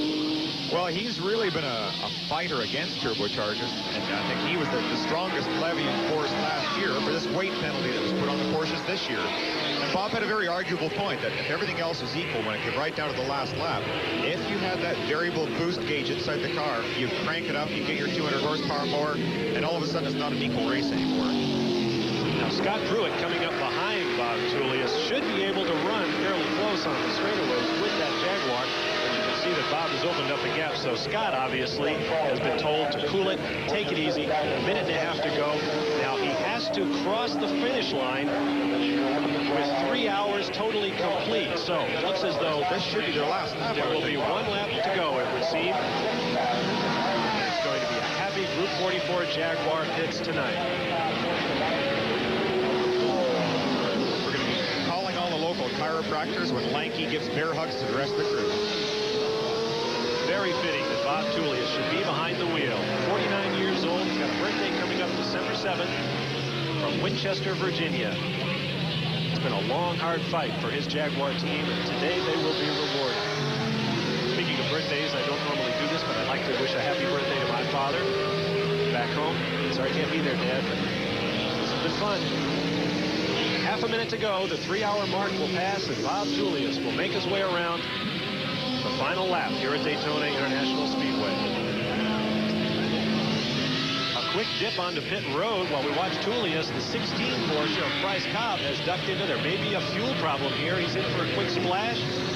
Presently shown second on the racetrack. They've got to make this one quick. The 68 Porsche, the BFG car, coming up behind. Understand the BMW machine. There it is, the 18 car. That's Davy Jones hopping out. Has evidently suffered another problem. He is parked. He is out of harm's way on the pit apron, but we saw Davy Jones hop out of that car. Well, we said they had it going. Obviously, they don't. We are being told now that he hit the wall. It was out of our view at the far end of the racetrack. Flashers are on the tow trucks in that area, so in fact, they've even got an ambulance headed in that direction. It looked like he was in pretty good shape to me. Here is Bob Tullius one more time on the big NASCAR stock car banking here at Daytona. Last time around this corner, the checkered flag is out. And down he comes, Bob Tullius, Winchester, Virginia. There we go. Congratulations, the Bob. Checkered flag for Bob Tullius, his co-driver Chip Robinson. It wasn't easy and it wasn't elegant, but he got it done. And here comes the 1986 GTO champion at IMSA Camel GT Racing, Scott Pruitt out of Roseville, California. Kind of ironic that one of the oldest drivers on the series and one of the youngest and most promising both take victories today. And that is a very, very happy Scott Pruitt. He had a couple of crashes, couple of cars go out from under him for mechanical reasons this year. In fact, he carried Bruce Jenner's car to a couple of victories this year, which helped tighten up that points race. We're going to be able to get a new picture of Bob Tullius here because his smile is going to be so wide when he gets into victory lane. Exactly what I was thinking. He's not that solemn expression now. I think he'll be cracking the helmet right now. And with his victory, Scott Pruitt in GTO, it's our understanding, has wrapped up the GTO manufacturer's title for Ford. We'll double check that. Jack Baldwin's Chevy Camaro. Pruitt Waldman, that is, has pulled onto pit road. Here is your Camel Lights winner. That's Howard Katz and Steve Phillips, along with the second-place GTP car of Bryce Kopp, which will probably net for him the Porsche Cup in North America. Great racing, great victories today for a lot of deserving drivers. Really good job for them and really great for Chevrolet. They have this brand new engine for GTP lights. Here's some congratulations from the track workers. You see the track workers? See that green and white hat on that track worker? You bet he was pulling for the Jaguars all the way. That's a popular car. Very popular team as well. Just like Bob Tullius, to go over and pick out a guy that he's probably been racing and suffering in front of for years and give him a personal thank you. Great sportsmanship here on the Camel GT season. There is the trophy that will go to the very deserving Jaguar team. As Bob Tullius makes his way around, Gary Lee is down in victory lane, and we will go to Gary to meet the winners of today's race in just a few moments. As you watch Bob Tullius making his way around a victory lap that's been a long time coming. When you take on the track, you're taking your tires to the limit. BF Goodrich started it all, testing street ratings in races like this and like this. The more we race, the more we prove what a tire can do. On cars like this and like this. BF Goodrich TA ratings, built for you to take on the road. In the beginning of recorded history, man had an idea called a caravan. Slow and flying, right for its time. Some years later, man had a better idea. Dodge Caravan. Efficient, versatile, and perfect for its time. With front-wheel drive and a 550 protection plan. This is why Dodge Caravan has no equal in the civilized world. Dodge, setting new standards of performance. Get on the fast track. Happy scene in victory lane as Chip Robinson congratulates his car owner, Bob Tullius, on a job well done. You know, a real interesting point, too, that after all our talk of Chip Robinson's brilliance, today is his first Camel GT victory. So congratulations are very, very big to Chip. That last one at Road Atlanta came at the hands of Bob Tullius and Brian Redmond, and this one is for Tullius and Robinson. Let's go down to Gary Lee. This was a very important win for you, your first win this season. You have lots of them, but probably not one more important than this one here. Well, you're right in more respects than you'll ever know, my friend. I really don't know how to say this altogether, but this may be the very last time I get an opportunity to stand in this circle. It has been 26 years. We talked to you earlier. We can see the emotion now swell up in the eyes, but we talked to you earlier, and you told us, as he is being comforted and congratulated by his co-driver, Chip Robinson, that there would be one car you would be involved next year. Are you saying now that you may not be driving next season? Well, I'll drive when necessary, but that may not be with good guys like him around and other fellows that are capable of going a little bit faster than I am in these declining years. It's been a long time. It's the first time I've ever thought about not driving, but I've got to think about it sometime. Did those thoughts occur to you on the last 2 or 3 laps out there? Oh, it has occurred to me just trying to make a decision whether to start the race, because as a starter, you finish it the way the time falls. And I wanted a chance to finish it if we could win, and under the circumstances, I'm really happy I did.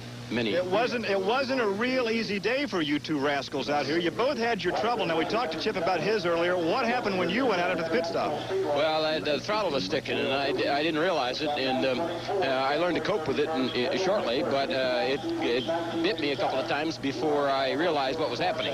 And once I knew what was happening, it was fine. Chip, I know he has high praise for you as a young driver, but we talked over the weekend. This is your first win, but this guy right here has been like a father figure for you with the Jag program. I'll tell you, there was nobody that I would have rather had in the car with me when we got into the push that we can win than Bob Tullius. He's been great for me, and it's just fantastic for Jaguar, for him, and the whole team. It's great. I know a couple of years ago when we were talking about your career in Super Vs, you had not thought about IMSA GTP. Now you say you're glad you're here and you're glad you're with Bob Tullius. That's exactly right. I couldn't have come with a better team. They've been fantastic. And this is the start. We're going to win some more. A full kaleidoscope of emotions here, from tears of joy and sadness. Our congratulations to Bob Tullius and Chip Robinson, Group 44 in victory lane, the first time this season. Well, I don't know how much more you can add to an interview like that. Congratulations indeed to Bob Tullius and Chip Robinson. One career just beginning to blossom, and one career that may finally be closing up. Great, great victory for Jaguar. Bill, I know you've driven for this team, and so this has to be kind of emotional for you, too. Yeah, it was 4 years of that team, and it has special meaning for me, too. Okay, we want to get a hold of Scott Pruitt, our GTO winner. We'll be back to talk with him right after these messages. Well, the lion's share of a record $257,000 purse goes to the Jaguar team, Bob Tullius and Chip Robinson, but it can't buy the kind of victory that Bob Tullius has won today. Terrific race for Jaguar, and a terrific race for Scott Pruitt, who has won the GTO championship, and he's standing by now with Gary Lee. GTO championship. We talked to him about the Ford Manufacturers Championship, and that brought a real smile to a youngster's face. That's right. You know, it's been back and forth between Chevrolet and Ford, and you know, you're wanting to come in here and do well. And above all, I was thinking about winning the Drivers' Championship, and it's awful nice to win a race, and it's even better to win a championship. But let's underscore the fact that you had to qualify your car and the car of your closest competitor for the championship, your teammate's car. Well, that's no problem. You know, we've been working back and forth the whole season, and he's done a hell of a job. He's come a long way. He ran a fabulous race today. Here he is right now. You got some words for the champion and your teammate over here? Way to go, Scott. I've known Scott for 4 years. Met him many years ago at the Long Beach Grand Prix. I worked with him with Ford and introduced him to Lee Morris and everybody at Ford to get him the ride, and he's just been absolutely great. And I promoted the heck out of the kid, and I hope he's out of the series now. All right, there you have it from Bruce Jenner, second in the standings, and there's your champion, Scott Pruitt. Back to you, Bob. Okay, thank you very much, Gary Lee, and we should probably point out as well that Scott Pruitt's victory wins the manufacturer's title for Ford by mere 4 points over Chevrolet. Great race, great action, great competition. We'll be back to conclude and say our goodbyes from Daytona after this. It's Camel GT season. We hope you've enjoyed it. Today's live coverage of the 3 hours of Daytona has been brought to you by BF Goodrich TA Radials, built for you to take on the road. By Dodge, a performance revolution, an American revolution. By BMW, the ultimate driving machine. To arrange a thorough test drive, simply phone your nearest BMW dealer. Our congratulations to all of our winners today, Bob Tullius and Chip Robinson, Scott Pruitt, Howard Katz and Steve Phillips in the Camel Lights class. It's been a great, great race. On behalf of Bill Adam working with me in the commentary booth, thanks, Bill, for a great year. Gary Lee down in pit road. All of us here at ESPN, we hope you've enjoyed. I'm Karen Robinson.